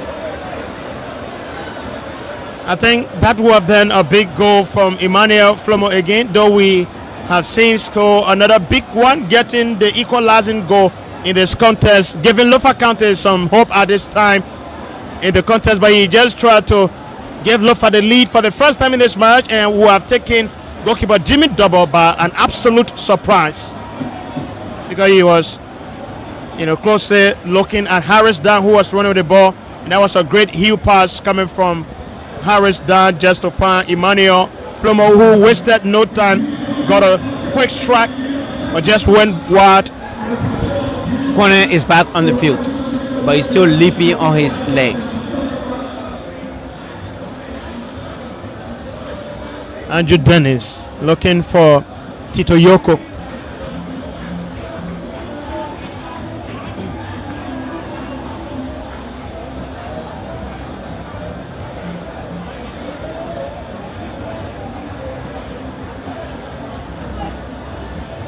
Yoko, great play from Yoko, but the ball went beyond the touch, so it's going to be thrown in for Lofa County.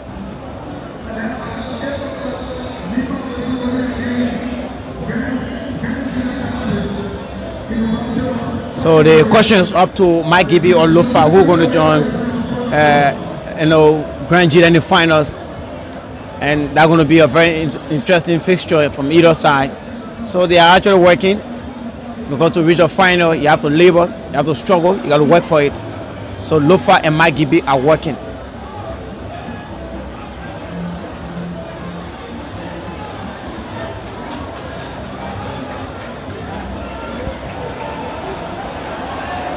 Lofa Kante pushing another attack here. That's a wonderful work from Topazi against Carter.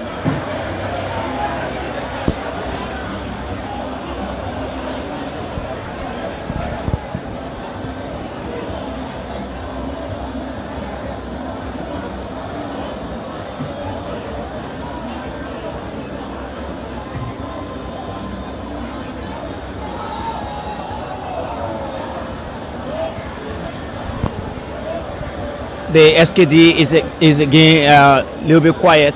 Yeah. Yes, I think because of the result from the game so far. So both supporters are very quiet. It's a crucial match, and especially a point like this is a crucial one.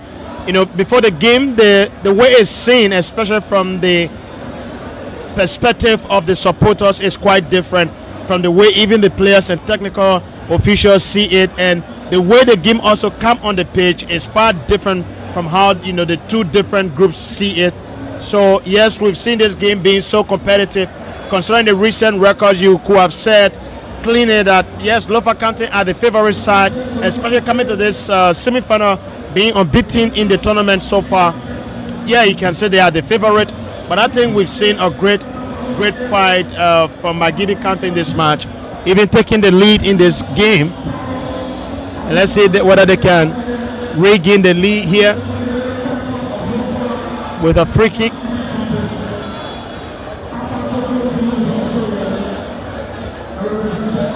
The kick is taken and the clearance comes. And so if you are also the SKD trying to make your way into the field, there is still a space for you at gate 7, gate 8, gate 12, 13, as far as gate 14. There's still a space for you just in case you're around the stadium and you maybe want to watch the end of this game. There is still a time for you. So if you're making your way, you have to be very fast. Yeah, one thing is that a lot of people have been complaining that why do we have one game per day, especially in the semi-finals? This SKD is not gem filled like we see it in previous games where you have two games playing at the same time. But I think having one game a day is good. There are a lot of good side of it where you have the fans have a lot of space to themselves. Because most time we've seen when the stadium is overcrowded, you have some people with short breath, we start fainting and they have to be taken to the medical room and all like that. So the voicemail also you got a good space to sit down. For Magibi, yes, done the substitution, and Tito Yoko, the goal scorer for Magibi Kante, been brought off.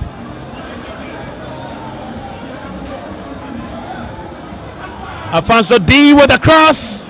It was almost like a shot, and just went over the far post, the angle of the far post.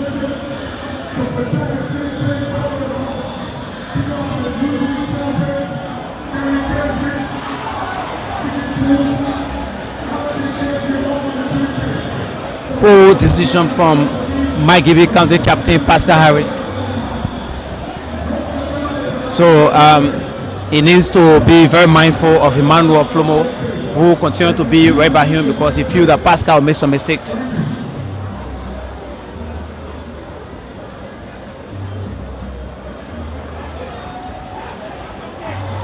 Pascal Harris, that's wonderful.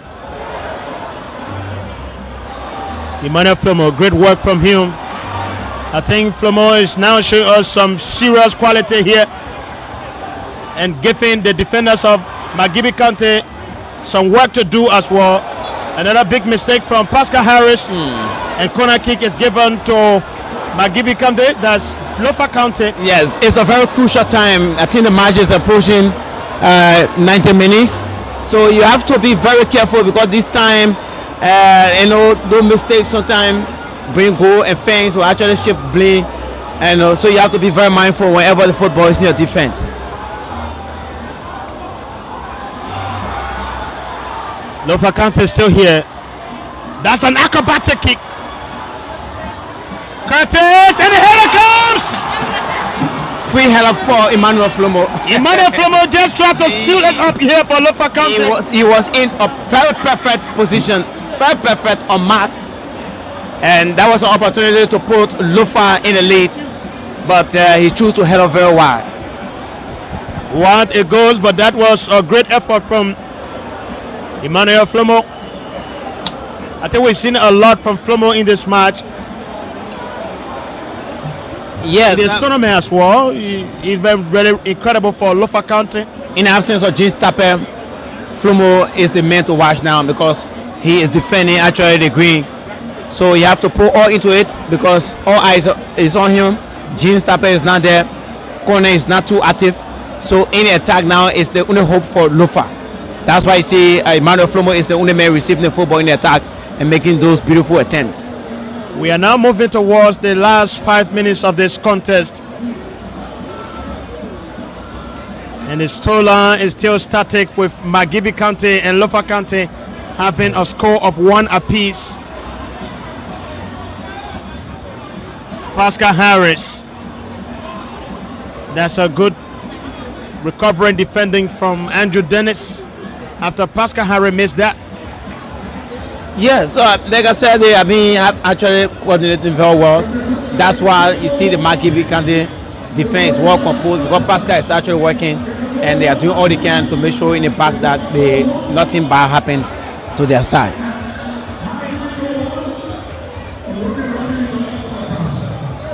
Could we have this game decided on the post-match penalties again as the 90 minutes continue to run down on the clock?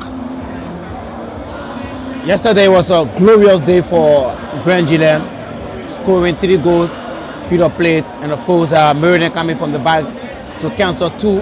But it was a very tough fixture yesterday. But remember that the quarterfinals have been very interesting with several matches going to a penalty shootout. And so let's see whether this is also going to happen because the both teams are very careful as the match heads towards the 90 minutes. 4 years ago, Lofa County defeated Magibi County on a post-match penalty shoot here at the SKD in the semi-final of the 2020-2021 National County Sports Meet. And that was when Lofa won their first and so far the only title they have in the county meet history. And that match was on the 27th of January 2021 right here at the SKD Stadium. Both sides are one-time carrier of this tournament and they are hoping to reach the final to see whether they can fight to make it 2 to their credit.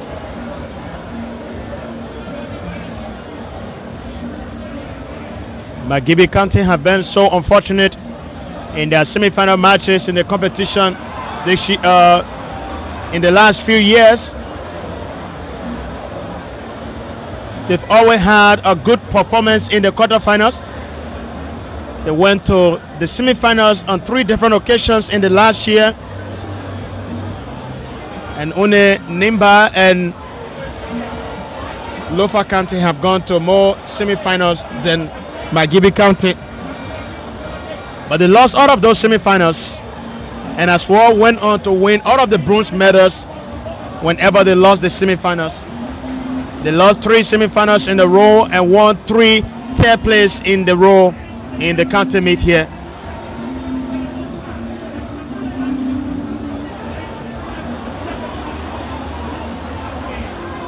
This is Morris corner for Lofa County looking to find Francis Doe, but the pass Tito gave a no look through ball. Too many stylish passes coming from Conan.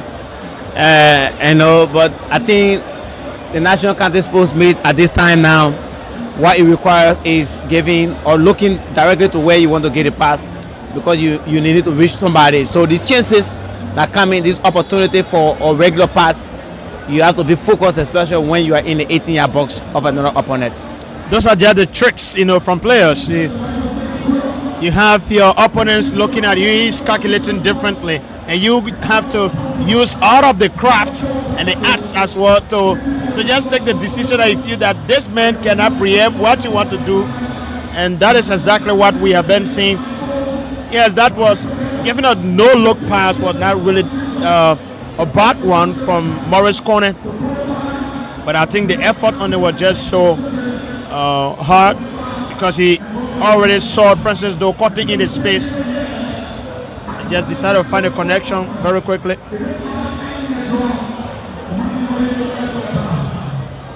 Leo Tosso between the medics and the goalkeeper of Magibi.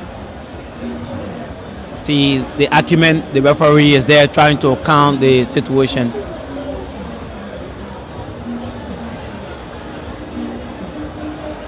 Yeah, Jimmy Double, I think he's complaining about the time. Time is wasted. But I think he's wasted more time in this match. Yeah, I think Jimmy Double should be blamed. He had wasted more time than the player he's complaining on. So they kept arguing. But you have to be very mindful because once the referee eye is on you, you have to be careful. The free kick is there from Magibi County. Can score. And just easily collected for, that's by Junior Yene. Of course, it went directly towards him though. Francis Doe, Emmanuel Flumo goes in. That's a foul from Flumo against Alfonso D.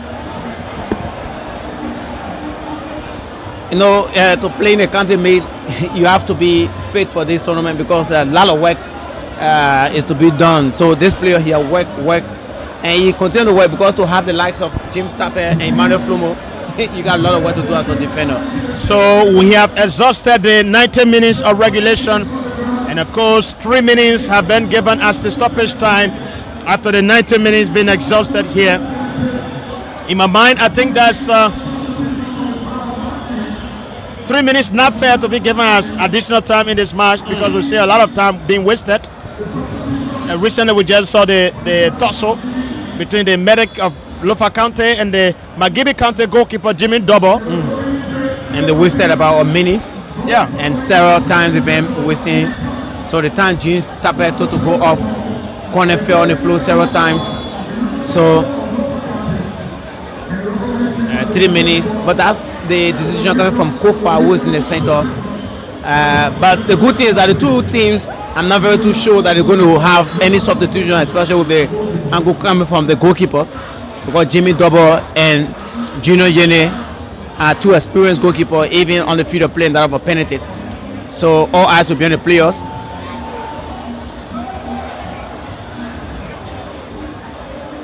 This is Joshua Jensen. Jensen onto Caselo Topazi. Magibi County putting some last run, trying to kill the match just in the last minute. Francis Doe, that was not a good touch from him. Just giving the possession away, but he wins it back. Francis Doe does brilliant, and he looks to find Carter. Carter was getting away from Pascal Harris, but Andrew Dennis just did the recovery, and that was incredible. Magibi County with another substitution here, and we'll have Alfonso D coming off. He will be replaced by Emmanuel Harris. Alfonso is actually happy I see him smiling while being substituted. Jimmy Double with a punch, forcing Pascal to drop on the floor. There was no communication. And he's coming from behind the player. I think he had more vision, and instead of Pascal, who was already having his back to the post. And Pascal is yet to make any change from where he felt, and he's still lying down. And he wakes up quickly because they have an attack.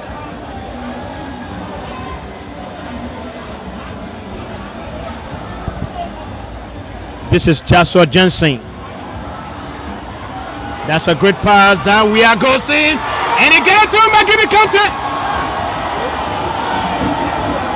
Another big chance missed by Magibi County. Perfect opportunity has been wasted. Perfect to win this match, but again given away. I tell you, whatever happened in this match, if it doesn't go Magibi County way, eventually the players themselves will be blamed. Have to blame themselves, you know. Yes, because that was a clear and a golden opportunity. Wonderful work from Joshua Jensen. He came off the bench, but has been putting great effort, and it's over. The opportunity to end the match 2-1 if you're Magibi, if they choose to waste it.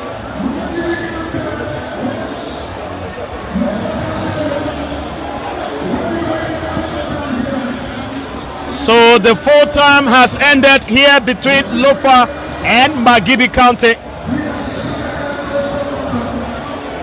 We don't know what is going to be the next decision, whether it's going to be a direct penalties kick or we'll have the extra time given. Probably that's why we have the the semi-final matches divided and we're having just one game per day. So I think the referees are still having consultation. Yeah, Kofa is communicating, but the players themselves looks very tired. You know, I don't know what is happening to Jimmy Double. He's on the ground again. That's why you previously said that 3 minutes wasn't actually enough.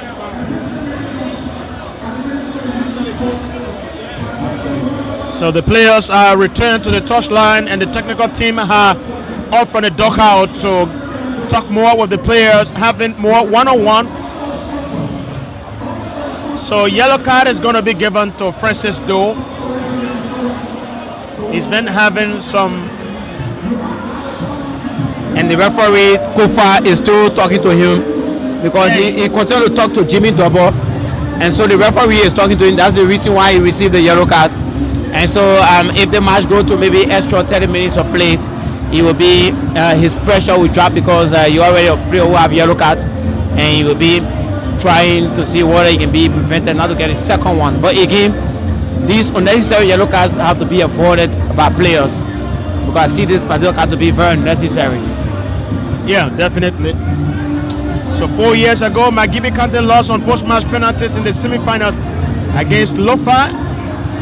And over the weekend, we saw Magibi County also defeating Nimba County on post-match penalties shoot in the quarterfinals after a 1-1 draw in the full time.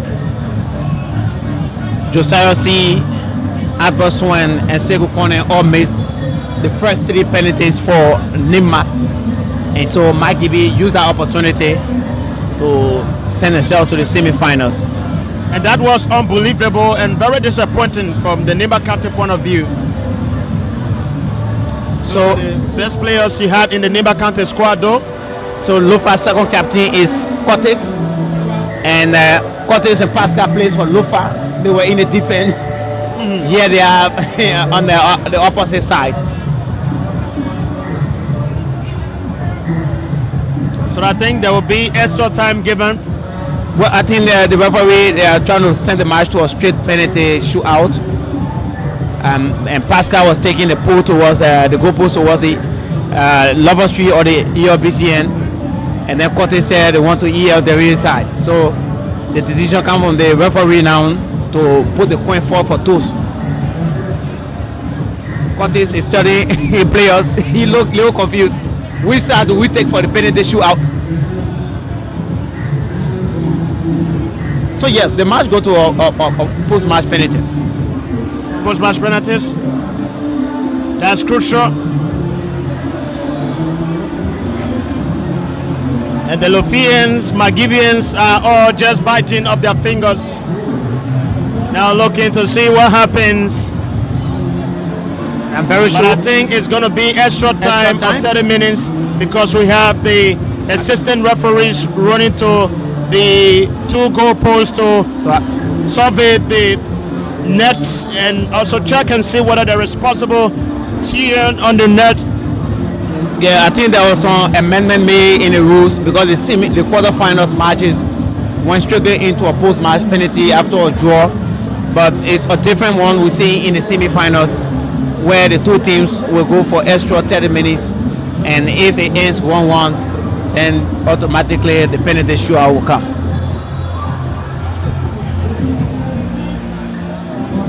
It is a 30 minutes of life and death between Lofa and Magibi County. After ending all square on 1-1 in the full time of 90 minutes, we have the 30 minutes extra time divided into 2 halves of 15 minutes, making up a half. This is the last semi-final of the 2024 and 2025 National County Sports Meet, Liberia's biggest sporting festival. The Ministry of Human Sports try to avoid the matches going towards night hours because of the poor lighting condition inside the SKD. And so I hope that Central Referee Kofa will observe the time as we are closely going towards the night time. It's just 30 minutes after 5 p.m. and we're still having a sunshine here in Pinsville City. So yes, there's still there's still more daylight because that's the only thing we're depending on here. If we go to the night, definitely we'll have to end this match tomorrow, and nobody's willing to do that.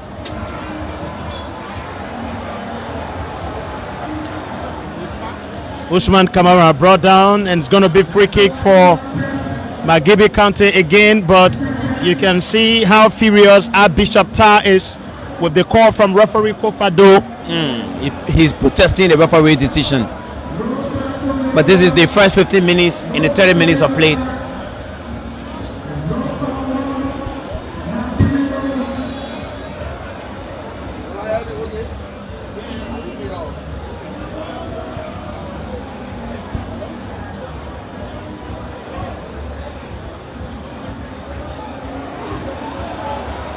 This is Carter making a run for Lofa County. Carter going in. Still here, Carter looking for space.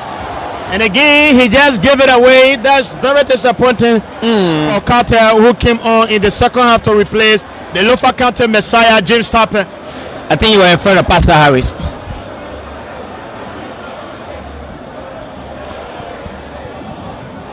Now it's Lofa County. And the referee sounds to whistle for that strong challenge. Cortes is in the back, takes it quickly for corner.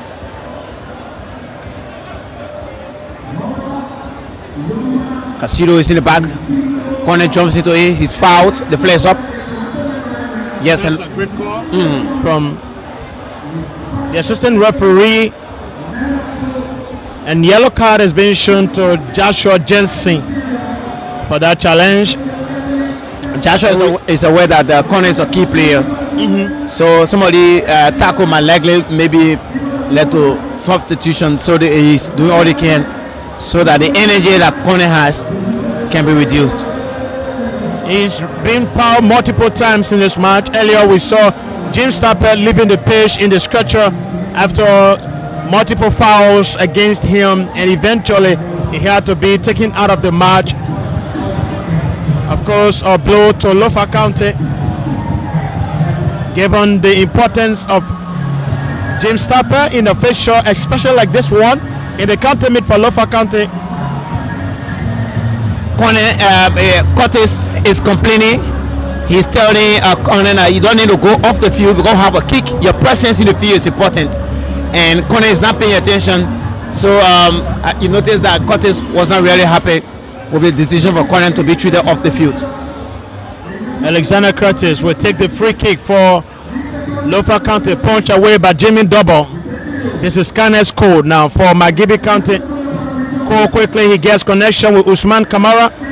Kamara challenged by Curtis and he gets away. The pass comes from Joshua Jensen. That's down where looking to get Scanner's code, but that was, to me, I think was a poor pass. Actually from Alfred Soare.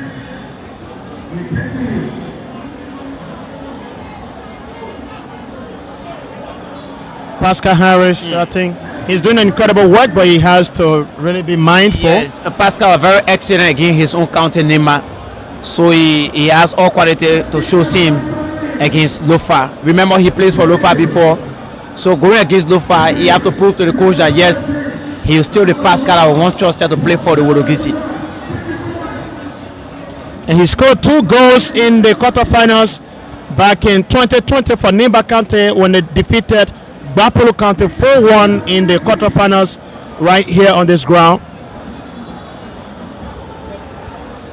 The one-time County Mid best defender, he's still trying to put up the qualities to still send a message to the fans that he still holds that quality as a defender. So yes, he's in the back making sure that Jimmy Double is properly protected.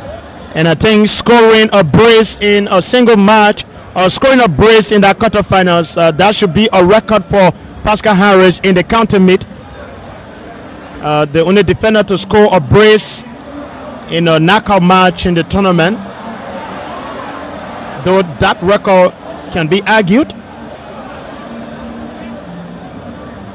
Harris.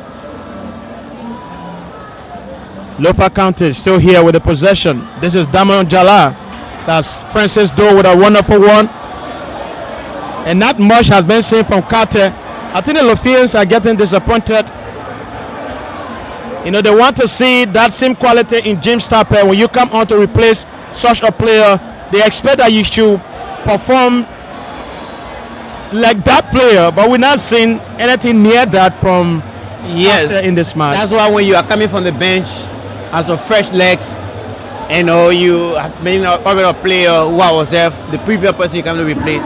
So what is expected of him? He's not really putting up. But I don't know how long he want to take before picking up the momentum of the game. Alexander Curtis now stepping up in the defense of Lofa County. Though he's been showing quality throughout the course.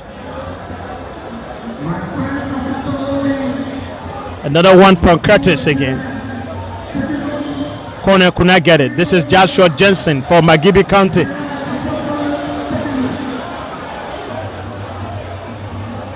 Corner looks tired. He kept walking.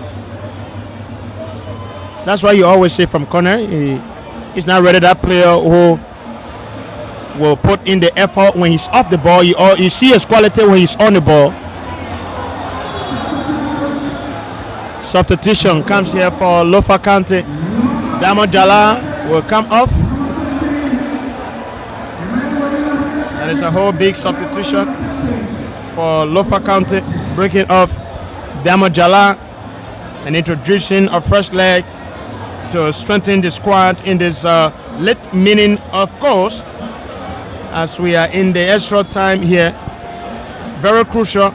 Those fresh legs that are being introduced by Lofa County are not really being impressive. Definitely. Yes, I hope this one will be quite different. That's Emmanuel Meyuga coming on for Damo Jala in this match. Meyuga gets his first touch. And he's very poor. Bishop Tar looking to find Flumo, but that's a great work from Magibi County.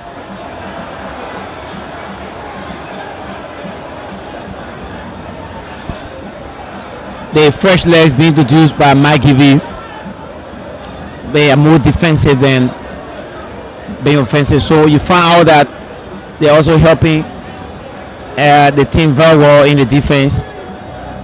And that's why that quality from Magibi kept coming forth. Lofa County is still going in. That's a great work from Magibi County once again to clear the lines. This is Soiree. He finds Topazi. Topa Lise for Danwea, who is being heavily challenged by Curtis. Meyuga. This could be another big chance for Lofa County. Carter just going through. He's always showing up, getting the passes as well. Great save from Jimmy Double. Jimmy Double has been a standout goalkeeper, not just in this match, but in this tournament for Magibi County.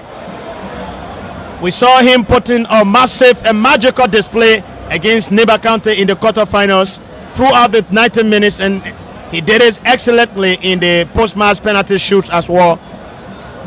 He went on to win the goalkeeper of the match. That was the player of the match. Yeah, player of the match, and of course sending a wild jubilation back home in Magibi. And following that victory against Neighbor County in the quarterfinals, Magibi County took a tour around their county to celebrate the victory and get the blessings from their people. That's what they say, blessings, and went to every corner of the county so that they could see the team, because that victory against Nimba was a massive one for them, especially so having lost their last game against Nimba. Kanesco will take this free kick, but this is another feeble one from Pro. Actually, it's a wasted free kick for him. Those opportunities that come in for free kick, have to use it.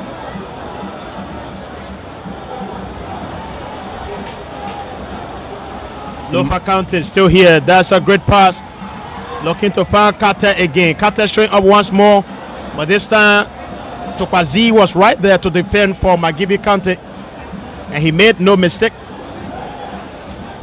Castillo is actually proving his worth here to be a first division player. Yeah. He's very good in the back.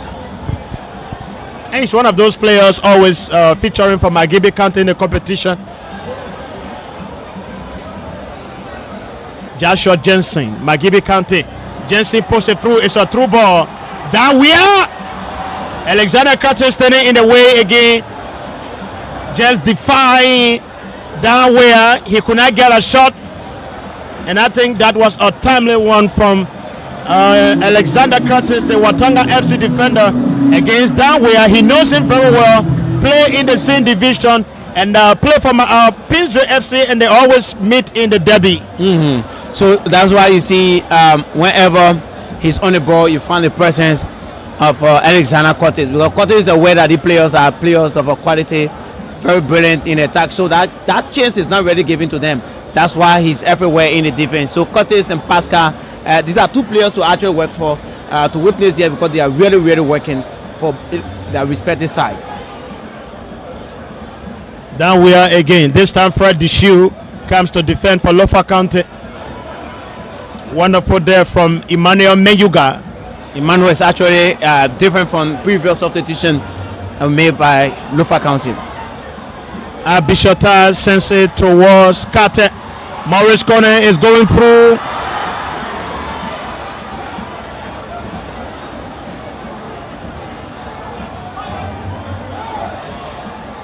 Still there.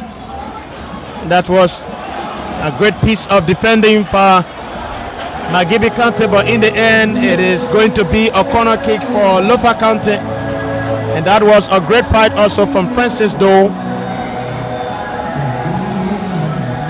And so corner kick is awarded to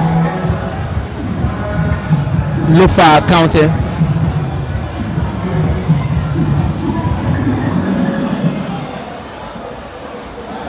It's now a game of breath.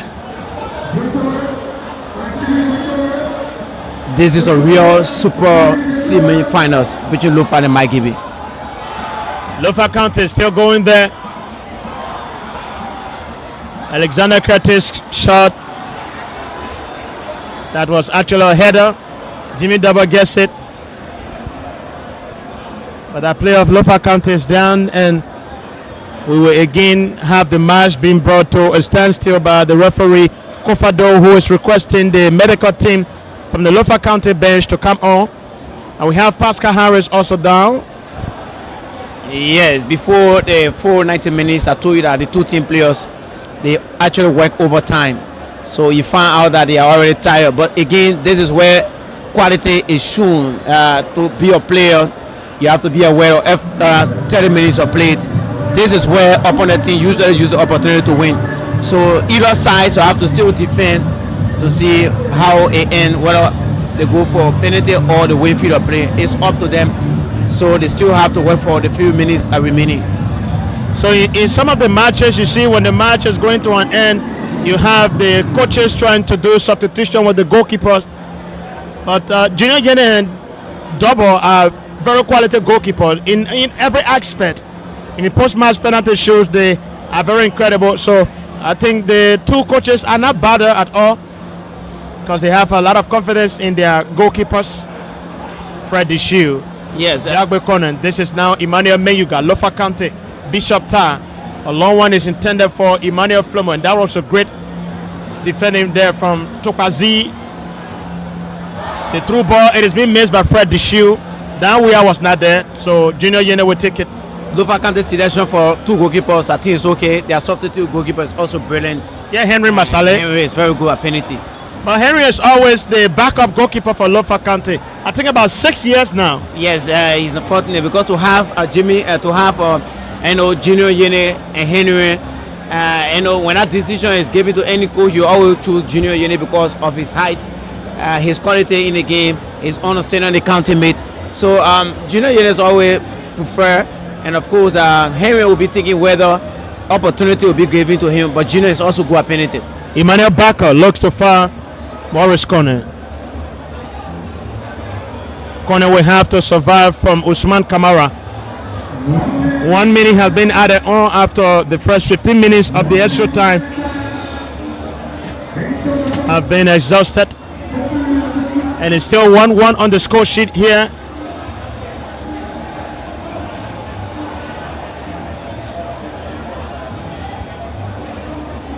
This is Soiree. Fans Usman Kamara.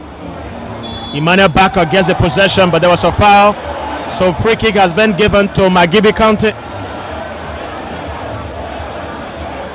But I don't think the Lofa County players are they're not satisfied with that decision. Yes, so Bishop Tar has to be careful, because every time decision is taken against him, you see that protestation and you see the agitation from him. And the referee Kofado is giving a verbal warning. He's already on a yellow card, so he really has to be careful. So that's why Curtis, the captain, now have to play the leadership role. He have to talk to Bishop, because he continued to question the decision from the referee, and that is not really too good for a player. Canesco takes this free kick again. The header comes away from Alexander Curtis, and that is all we have here in the first half of the extra time, the last scene of action. So we'll take a break, and there's going to be a quick swift, and the second half of extra time will begin very quickly. But I think it's been a really wonderful match. Yes, competitive and very classical from both teams right here, and the fans are just all now waiting to see what is going to happen, waiting for that, maybe some miracle at the end of the day, or some magical moment for either side. Each of the counties did a perfect selection, good coaches, good players, and so the two coaches on the line, are all experienced coaches from the National League up to the level of the county meet. The players for each side, they play in the National League, they play in the county meet, they play in District League, so they know each other from everywhere. That's why this semi-final is a super one.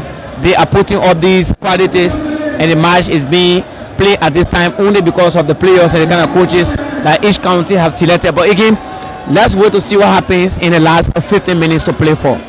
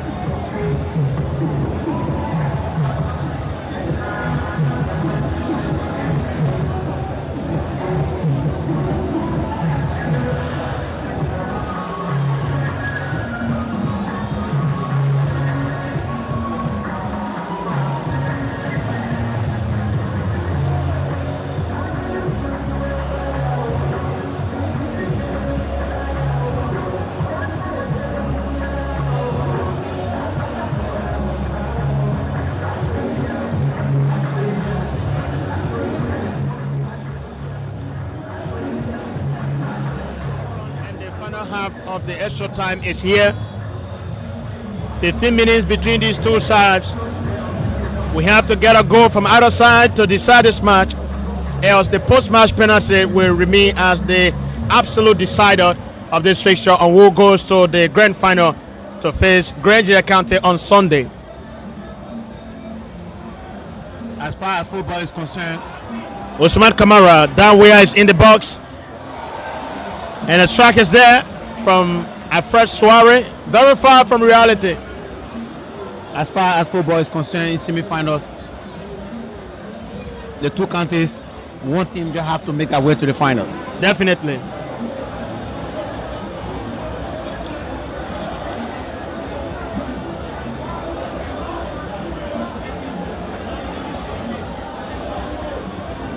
There could be a repeat of history between these two sides. When they met here 4 years ago in the semi-finals, it was decided from the penalty spot. But Magibi County is here, down we are, and that is our clearance to save the life of Lofa County. Just great work. Perfect. Incredible from Harris down. Yes, certainly. So the hope of Lofa is still alive. Definitely. This is Morris Conan. Nothing much has been seen from Conan in the last few minutes of this match. Conan feels that he's too strong, and so you always want to take the football to pass two players, pass three players, but that time is not given because he has wasted a lot of unnecessary energy. So he looks very, very tired. And again, in the absence of James Tapper, Conan have to work. So those unnecessary energy that he's wasting, he need not to do so.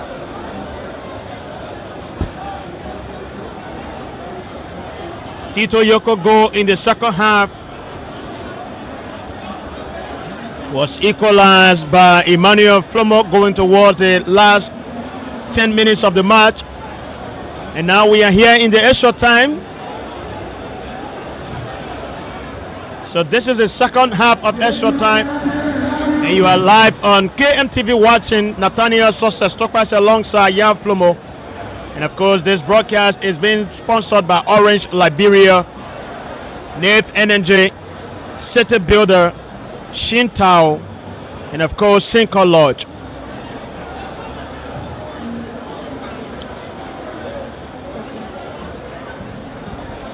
Nave Energy of Mr. Anthony Kasakwa, or Kasa Anthony Kwa, a man who's making huge investment in football here in Liberia. Magibi County is still here, and let's see Magibi County again. Coming very close to racing on the curtain, and again they are missing their chances. We just saw Magibi County wasting a big chance on the last seconds of the 90 minutes, which was a big chance in this match to just give them that victory, but was wasted. And again coming close, still nothing much is done here. This is Emmanuel Flumo again. Flumo looking to go in. That was great from Andrew Dennis. Harris down for Lofa County. He finds Morris Conan. Conan again driving in. And this is Carter.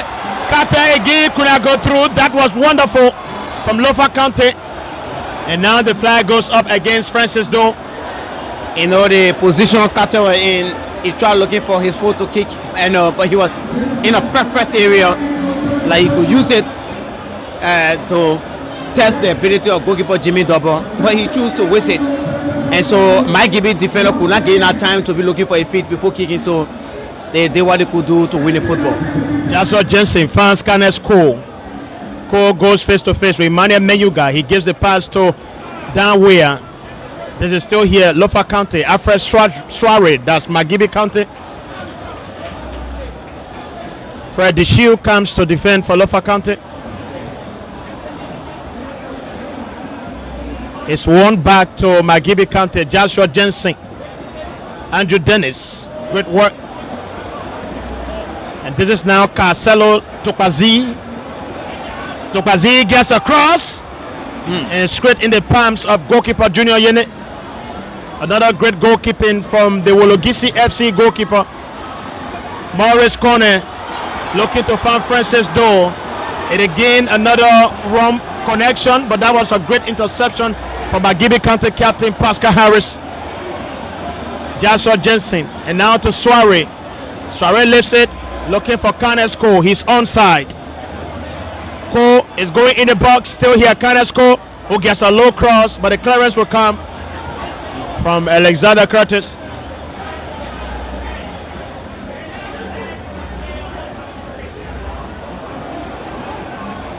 Carter, he making a run, and that is great. He will need support. Emmanuel Flumo making a run to give that support. The pass is intercepted. Francis Doe. Jimmy Double gets it. But that was a great work from Pascal Harris just to distract Francis Doe. Yes, Pascal was the only option in the defense.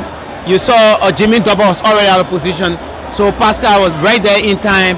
And of course, embarrassing that Lofa can't attack him.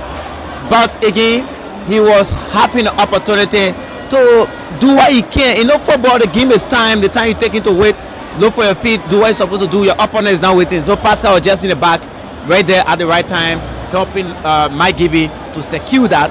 And of course, it's a foul, but he's still completely on his hand. And the goalkeeper of Magibi is calling on the attention of the referee. And Pascal said you have to leave it. It's okay.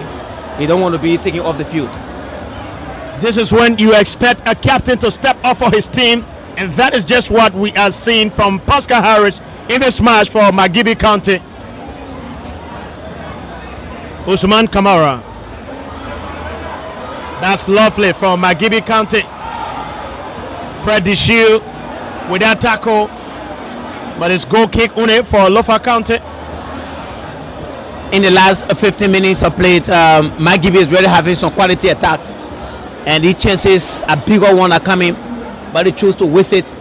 They choose to have it not neutralized. But again, this time, while attacking, you have to make sure that your back is secure. Because when there is a counter and the entire defender are moving towards it, your opponent sometimes use it. 7 minutes gone in the 15 minutes, which is making up the last half of the extra time in this contest.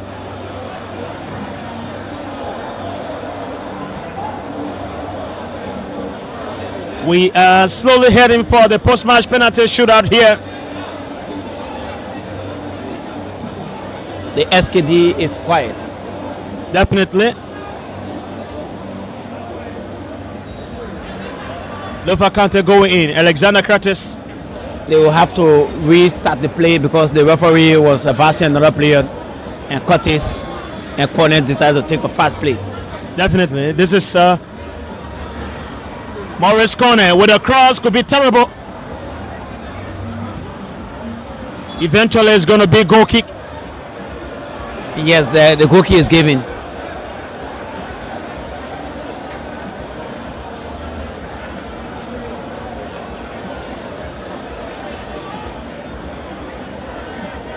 Magibi County have been finding it very difficult against Lofa County in their recent meetings.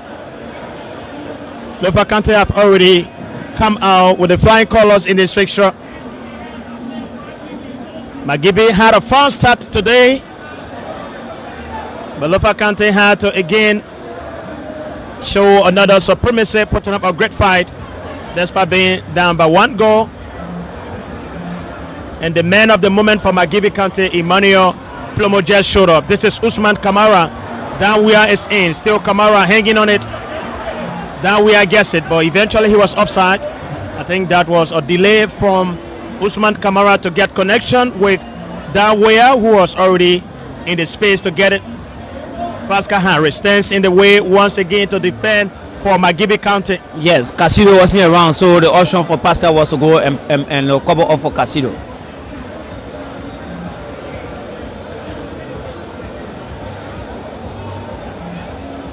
This is Joshua Jensen from Magibi County. Kanesko is at it now. Coles get a pass.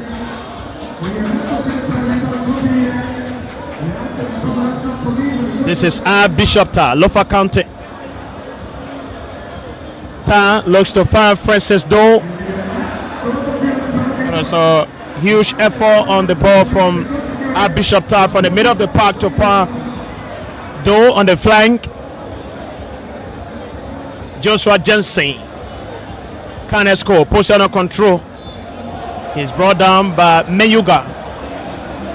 And the coach of Lofa comment is protesting, say not a foul. But it was clearly a foul. Yes. That's a great pass. Down where is in. But the final touch from down where was not really good. He's been a goal scoring machine. But I think what happens in the league for Downware has to be replicated for Magibi County here when they need him the most. So Magibi are preparing substitution, and goalkeeper Jimmy Double could not end this match because I'm seeing that's Lofa County preparing substitution, and Junior Yene will not end this match. We've seen goalkeeper Henry Masale, Lofa County's all-time backup goalkeeper in this contest or competition, is coming from the bench. No, last year he came from the bench. He did similar thing, but sometimes it hard to work. But let's see whether you're going to still do the same. We saw with other counties who played in the county meet, they made substitution and the goalkeeper did not really come up to the task. But again, Junior Yene is good at goalkeeping for penalty, and it's up to the Lofa County technical side to make the changes who they most prefer over. But I think the opportunity is given to Henry. He's known to be a great penalty goalkeeper. Yeah, but Junior Yene is not really a bad goalkeeper in penalty shootout. You saw what happened? Connie was sitting on the ball. This guy is dramatic, you know. Jagwe Kone takes a long delivery and is far again over the crossbar. Time is running out. Covey Colley keeps looking at his watch, and with just 3 minutes left. So Lofa coming with two substitutions, the goalkeeper and a player. So everybody is aware now that the players you are about to introduce are all people you are expected to take your penalty. Yeah, but most times those things don't really work out as you expect. This is Emmanuel Meyuga for Lofa County. He fans at Bishop Tower. Bishop Tower to Francis Doe. Wonderful play from Francis Doe. Looks to Fan Carter. Emmanuel Flumo goes in. And Jimmy Double comes out to collect this one. And that was just a timely run from Jimmy Double. He had few seconds here favor to come out and make a save. And definitely he used that opportunity, or else it could be glorious one for Emmanuel Flumo.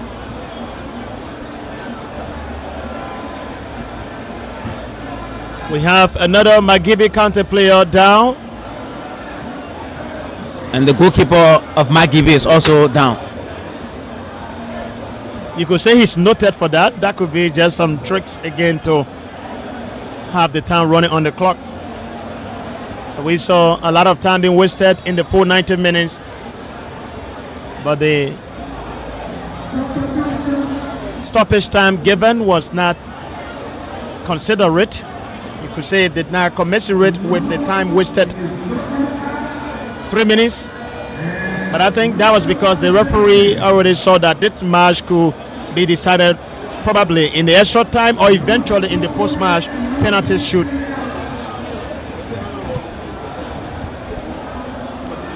I think this is the captain of Magibi County, Pascal Harris, that is being taken off the field in discretion. And so he's holding his head. I don't know the kind of pain he's going through with that injury. But let's see what happens as he's complaining. He's very good at penalty, even though he missed the penalty against Neymar.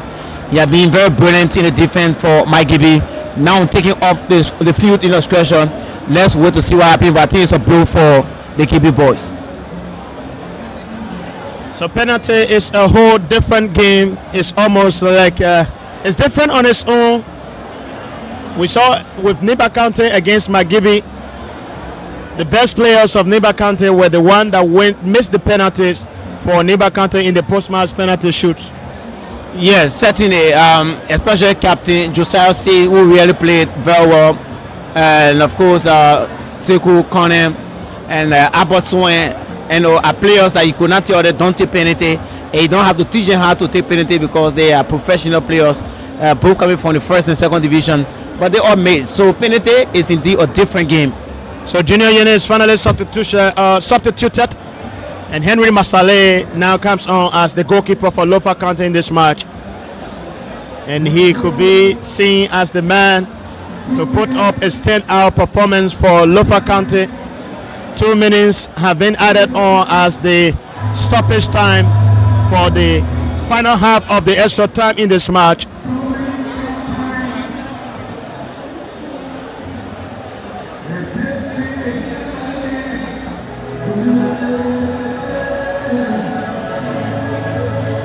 We could be bound for post-match penalties shoot here. The last time these two sides met in a post-match penalty shoot, it was Lofa County who came out with the flying colors. And in fact, about 4 or 5 different times in this fixture, Lofa County have already come out alive. Magibi County going in again, but there is no penalty given. The technical staff of Magibi, they all lift up their hands in the air, trying to remind the referee maybe to sound for a foul, but that tackle wasn't anything to be rewarded for. Could Magibi County break that curse of not winning a semi-final match in the last 3 times they've played semi-finals here?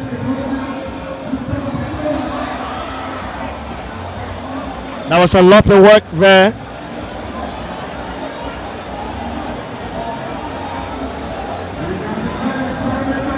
Lofa County have a corner kick to be taken. This could be the final scene of action in this match. And Morris Corner will come to take delivery of this corner kick. Can Lofa get that last goal that possibly will be the winning goal of this match from this corner kick? Corner is very good at taking corner kicks, so let's watch out to see what we're going to do. I see Cortex is in the back. Corner delivers, double comes off, and he gets it beautifully. Now launches a counter attack. Usman Kamara is here. Emmanuel Meyuga, great fight to stop Kamara from going through, but it's still here for Magibi County. Kanesco is now being involved. Still here for Cole. Lovely work from Magibi County. Could not be handled by Alfred Soare.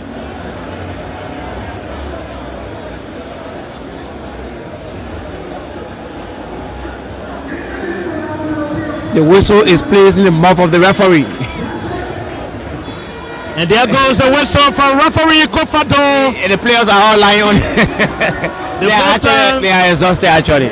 Definitely full time. Was 1-1 extra time. We could not see anything happening. Magibi County having more chances again, still wasted them. Lofa County also coming close on the other side. But the full time here and the extra time is 1 for Lofa County and 1 for Magibi County. So we will settle for the post-match penalty shoot to see which side between these two counties will progress to the grand finale of the 2024-2025 National County Sports Meet. Magibi County looking to reach the county final for the first time since 2019. And Lofa County also looking to make a back-to-back appearance in the county mid-finals. They were defeated last year by River G in the final, and they will be meeting Great Gedeh County just in case they survive from Magibi County here in the penalty shootout. This is actually a semi-final between two great counties that are actually prepared to meet here. Magibi is a big name in the county, Legua, Lofa County. Meeting in the semi-finals is a different game. So the full 90 minutes plus extra 30 minutes of play at end it. They're going to show their qualities in the penalty shootout. I just saw the goalkeeper Jimmy Double celebrating, telling the fans that I'm here. Don't worry, but again it's up to the two goalkeepers.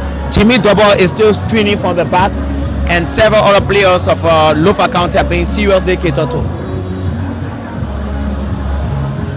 Definitely. This is the one last segment of this match.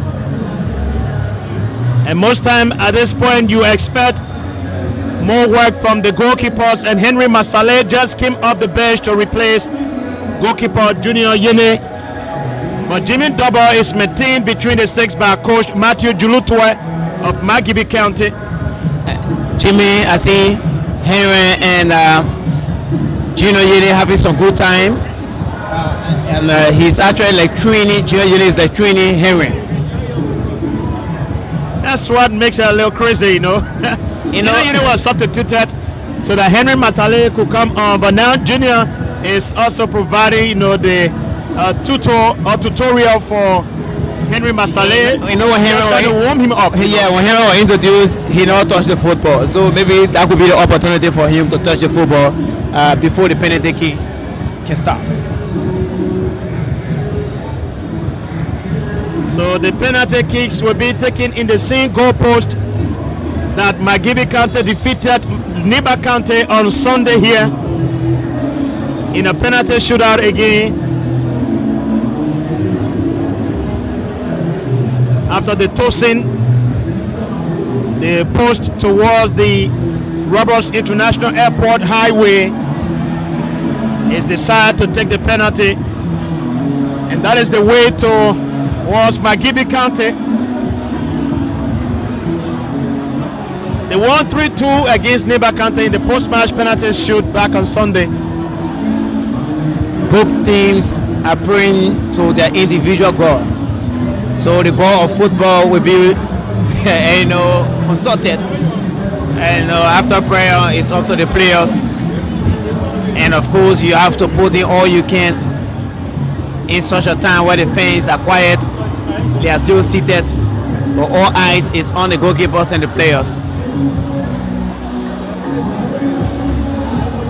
The final technical instructions given to the players and goalkeeper alike by the technical team, but the fans inside the SKD Stadium here are all biting their fingers and just waiting for that last moment. This is a very crucial part of the match, and every time you see people say it is an extra game. Yes. So the first penalty will be taken by Magibi County, and Danwea will take the penalty kick for Magibi County. Will open the penalty, and Magibi County, Danwea score from the spot against Neighbor County on Sunday in the match, and also score from the penalty spot. So he goes to take the first kick for Magibi County in this penalty shootout against Lofa County.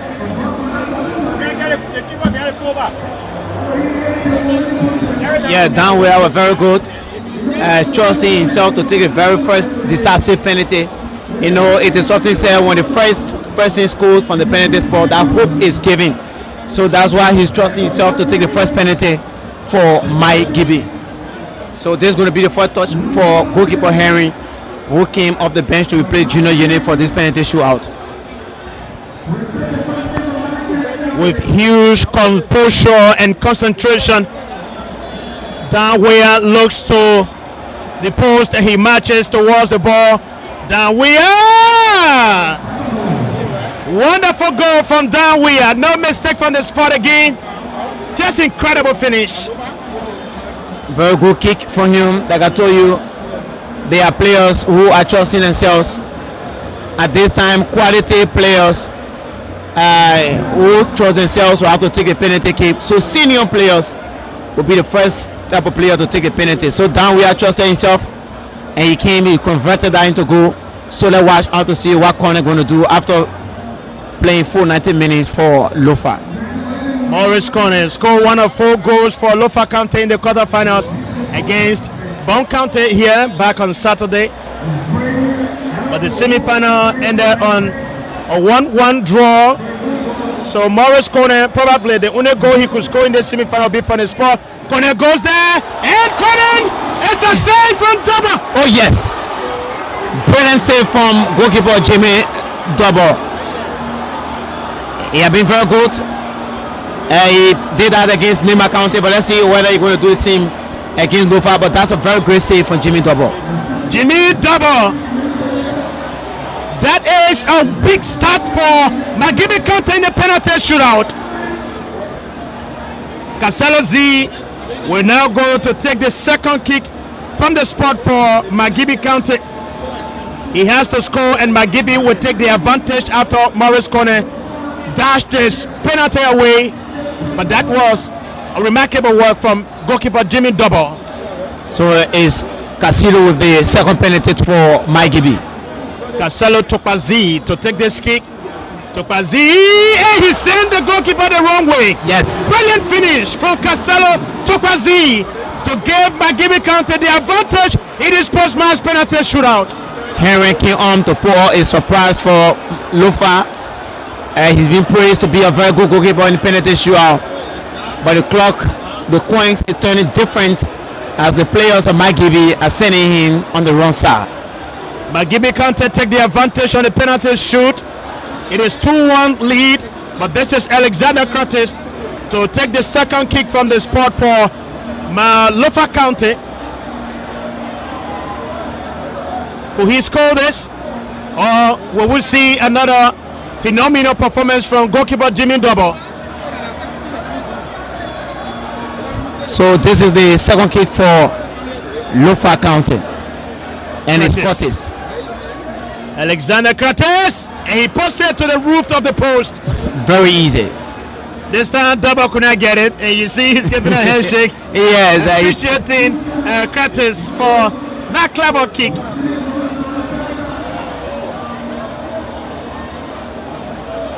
So it's Daniel Hali. Daniel Hali, yes, wearing number 7 jersey, will take the third kick for Magibi County. He has to score so that Magibi can continue to hold their advantage. And Hali, beautiful, very beautiful, very, very beautiful. That is beauty at its finest. Daniel Hali with a clever kick from the spot to keep Magibi County in the lead on the post-match penalty shootout here. Quite incredible. Henry Masale came off the bench just in the last minutes of the extra time, but he's yet to show anything extra. But there goes Emmanuel Flumo, who got the equalizing goal to force this match into post-match penalty shoot. He goes face to face with goalkeeper Jimmy Double. He scored 2 against Bon County field of play, and Flumo! He has no time to waste. He never waited for anything. He just quickly placed the ball behind the net and putting Jimmy Double in a standstill position. Incredible from Emmanuel Flumo. 5 goals to his name in the competition. And again, proving a great progress in the penalty shootout. This is Nan Usman Kamara for Magibi County. And the goalkeeper, 3 shots and 3 goals for Magibi County. Jimmy Double walks straight towards Kamara to give him coverage. Definitely. 3 shots, 2 goals and 1 miss for Lofa County. And this is Usman Kamara, who goes face to face with goalkeeper Henry Masale. Kamara! And this one. A save. Press save from Henry. Henry Masale with a save. He has proven the reason why he was substituted. Brought on just in the last minute of extra time. And Henry Masale have saved the penalty from Usman Kamara to give Lofa County some hope once again. The reason he came in the field to replace Junior Yene is the reason he just delivered. And so that hope is given to Lofa. And I know very well it's a very huge celebration there in Fonjama. But let's wait to see the end. And let's see another one here for Lofa County. He scored. And it's brilliant. That is a very clever finish. So it's Kaneko who scored the last penalty for Magibi against Nima. He will go to take the 5th kick for Magibi County as well. Kane score.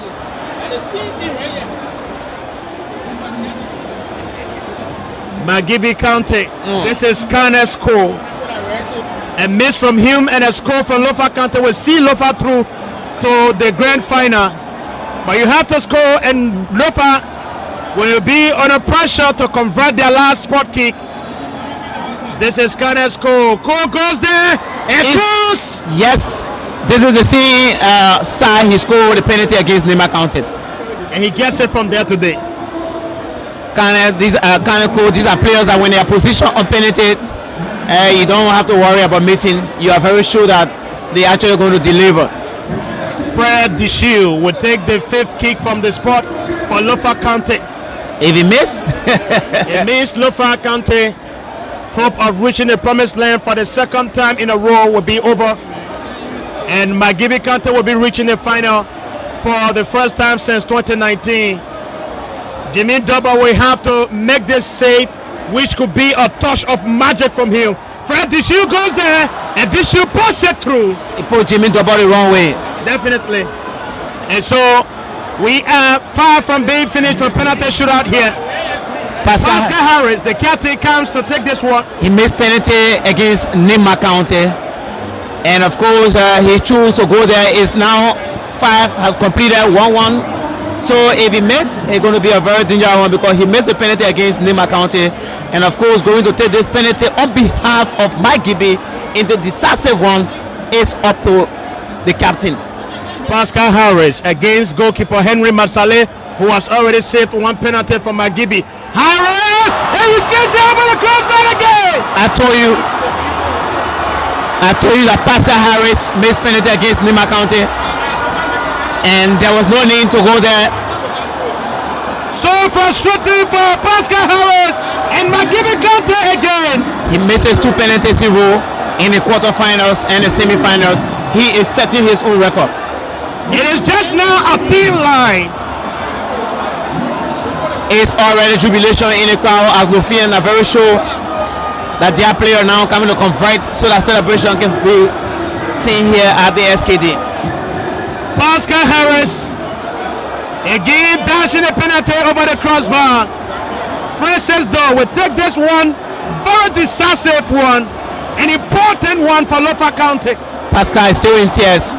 It has to be, because if Francis Doe converts from here, it means Magibi County are out. Francis Doe! He missed! And he misses it too! This is becoming dramatic! Yes, we watched this penalty with Maryland. I think this is the scene we're going to witness here. Pascal Harris still in tears, but I think the hope is alive for the Gedeh boys. And of course, in Kakata, you're going to hear the huge noise. Definitely, you always gotta hear the noise. Francis Doe, the opportunity to score and send Lofa County to the final be missed. Jimmy Double was nowhere. He just needed to take his own time, place it into the pool, but he chose to hit the pool itself. Joshua Jensen, he came off the bench, and he has to score here to give Magibi County some really solid hope. Joshua brilliantly performed against Nima. He came from the bench in this match and also performed. Really now well. He carried Magibi on his shoulder in this penalty. He's been a clinical player. Joshua Jensen, and Joshua Jensen misses it. It's a great save for Henry. Henry Masale. Yes, he's proving his worth. His worth definitely on why he has to come on to replace goalkeeper Junior Yene. And Lofa County has it in their hands once more to score and go to the final. And Magibi County will walk away from the SKD in tears once again. Lofa just few seconds away from playing Grand Gedeh on Sunday. The opportunity is again given to the Lofian. Emmanuel Bakker, he will have to score to win this game for Lofa County to set up a final against his twin brother Gabriel Bakker of Grand Gedeh County on Sunday. Can Emmanuel Bakker convert this one? Emmanuel Bakker, and Emmanuel Bakker scores! It's over! Lofa County through to the final. Magibi now lies on the floor in tears.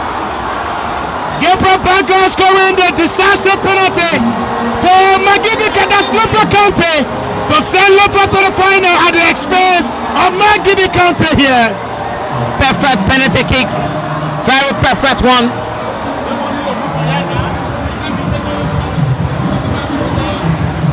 A dramatic end to a dramatic match. The Lion is actually in the town. Magibi County failing to win a semi-final match yet again. They were beaten in the semi-final 4 years ago by Lofa County in the post-match penalties, and the history has repeated itself yet again. Kakata is quiet while jubilation is in front, Jamal. Definitely. Kakata is definitely going to be a goal scare. Magibi Kante, for the 4th time in a row, they have failed to succeed in a semi-finals match. The last time Kovakoli ever won National County Sports Meeting was for Moxiraro County. Now he has taken. He didn't win that though. Yeah, he lost it against Lofa County in 2021. But today he's taking Lofa to the final. Kovakoli, the coach of Lofa County. So is he going to deliver the trophy to Lofa? That is the big question. Gedeh is a side to reckon with.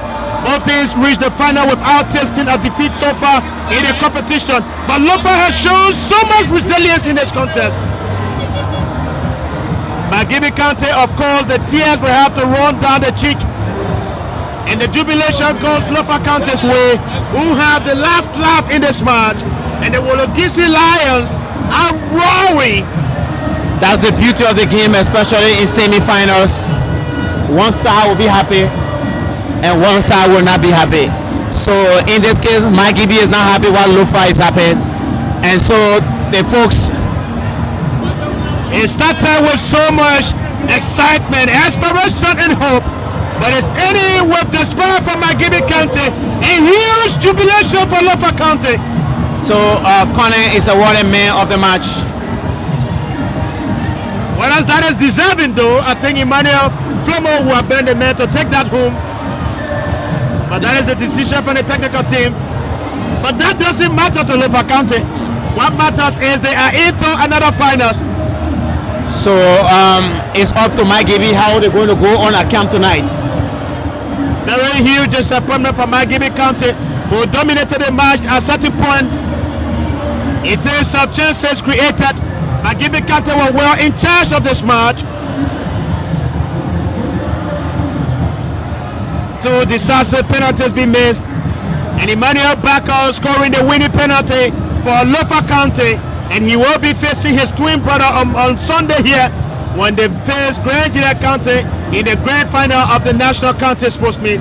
Lofa were beaten in their last final last year by River G County, and Gedeh County also beaten in their last final in 2011, that's 2010 by Niba County.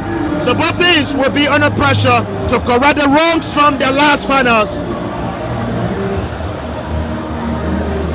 Lofa County officials and some spectators are pushing onto the field to shake hands with the players for that brilliant performances. It has been incredible, a dramatic field show having a dramatic end, but it is Lofa County in the end who have proven again why they are the superior power against Magibi County. They've had a front run against Magibi County since 2016. In this competition, Magibi has never won against Lofa, and today they prove it again after beating them 4 years ago in the semi-final. They continue that repeating history right here at the SKD Stadium. So the 4-time score here after a 1-1 draw, it is Lofa County who won in the post-match penalty with 5-4 on post-match penalties shoot. And so that is how we come to the end of the match here. Nathaniel Success Tokpa and Jan Flumo Jr. have been on commentary. Thanks for following us on KMTV.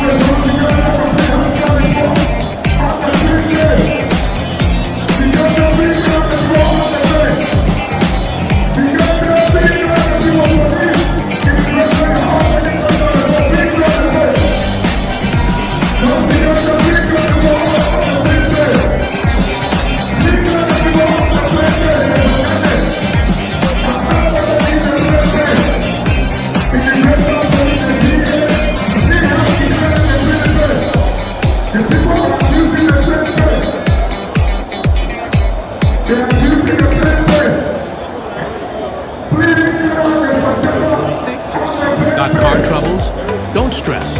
Drive into Uptown Garage. From quick oil changes to complete engine overhauls, we've got you covered. Our skilled mechanics use the latest technology to diagnose and fix your car right the first time. Need tires, brakes, or just a tune-up? We'll get you back on the road, safe and sound. Convenient, affordable, reliable. That's Uptown Garage. Your satisfaction is our top priority. Visit us today at Broad and Nelson Streets. You can also find us on RIA Road, Rehab. Uptown Garage, where your car gets the care it deserves. Relax. Our well house is full of everything that you will never go out of spare parts. It's more than just service. It's the Uptown experience. Visit us today and see why we're the name you can trust. Uptown Garage, driving excellence every day. Is when you feel your dreams. Baby, then we'll make it shine. Fix you right, make it run divine.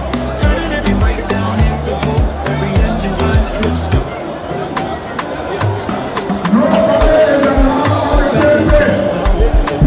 Good day, Liberia. I am Mr. Cassell Anthony Fonseca, the CEO of Energy Electric Need for Shop. It is my pleasure to introduce to you today our company, our mission, and our commitment to empower and bring Liberia to this. At Need Liberia, we are not just a company, we are a pioneer of progress. Our mission is simple, yet transformative. With our cutting-edge solar product and innovative electric vehicle, we are lighting up empowering journey across the nation. With your support and partnership, we will continue to lead the charge towards a sustainable future for generations to come. We need Liberia. Thank you. Busy all week? No problem. City Builders Boys Town branch is also open on Sundays. Explore our stunning showrooms and get expert advice to bring your projects to life. Find everything you need: tools, steel, plumbing, electrical supplies, and more, all at your convenience. Choose what you need, make your purchase, and relax. We'll deliver straight to your doorstep. City Builders Boys Town branch. Open Sundays from 8 a.m. to 6 p.m. Build smarter, shop easier, and do it right. Here is news about maximum entertainment you've been dreaming of. Sinker Lounge, located on 10th Street in Sinker, between Cheeseman and Coleman Avenues, is a new establishment of maximum entertainment with an upstairs swimming pool, restaurant, state-of-the-art nightclub, and what next for your relaxation. Now check out our weekly activities. Mondays, Older Boys Night for older boys, dropping songs from the 80s to the 2000s. Tuesday night, Older Girls Night for older girls only. Live band, karaoke of songs from the 80s to the 2000s. Then on Wednesday nights, Cinco Lunch Social features Red Cup Pool Party. On Thursday nights, God Bless, Sexy Reggae and Amapiano. Then on Friday, the weekend, Cinco Lunch Jump Off with happy hours. Saturdays, work out. Let's work out on Saturday mornings at the Cinco Lunch Pool Workout starting at 8 a.m. Then on Saturday evenings, throwback and African party starting at 7. Save Sundays for the family. Bring the children out to play at the Cinco Lunch Children Pool Day at 11 a.m. to 6 p.m. And on Sunday evenings, the Super Sunday at 7 p.m. Getting you ready for Monday. It's the Cinco Lunch, located on 10th Street Cinco between Cheeseman and Coleman Avenues. New establishment of maximum entertainment. Check it out. Today, we're unboxing the panel box 4-breaker with an acrylic cover from CNS Electric, featuring 4 CNS Wintrip mini breakers. The box is solid and well packaged, ensuring everything arrives safely. Inside, we've got a sleek, durable acrylic cover and a compact panel box, perfect for residential or light commercial use. And of course, the CNS Wintrip breakers are top-notch, easy to install, and built to last. All in all, a fantastic choice for any electrical project. For more details, check out City Builders.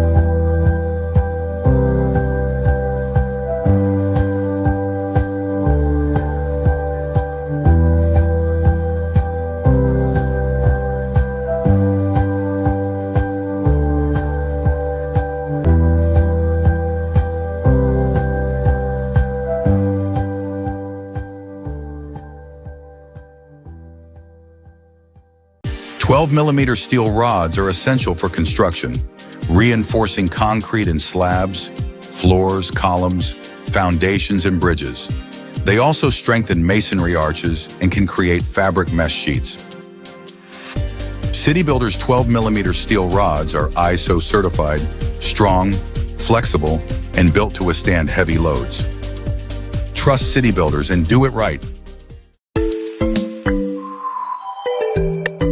Throughout life, we develop routines.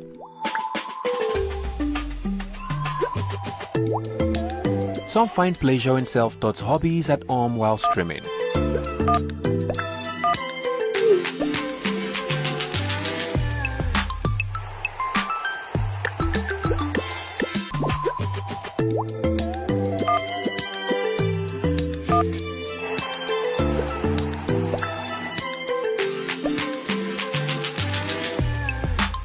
Other people would much rather be outside, enjoying the sun, great company, and a hot bite. I'm present for such instances, whatever your favorite pastime.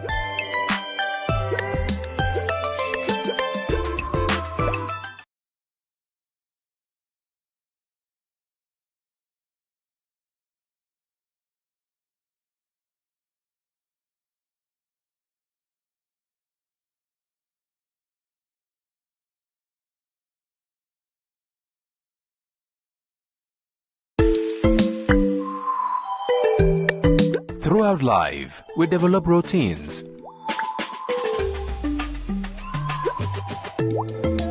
Some find pleasure in self-taught hobbies at home while streaming.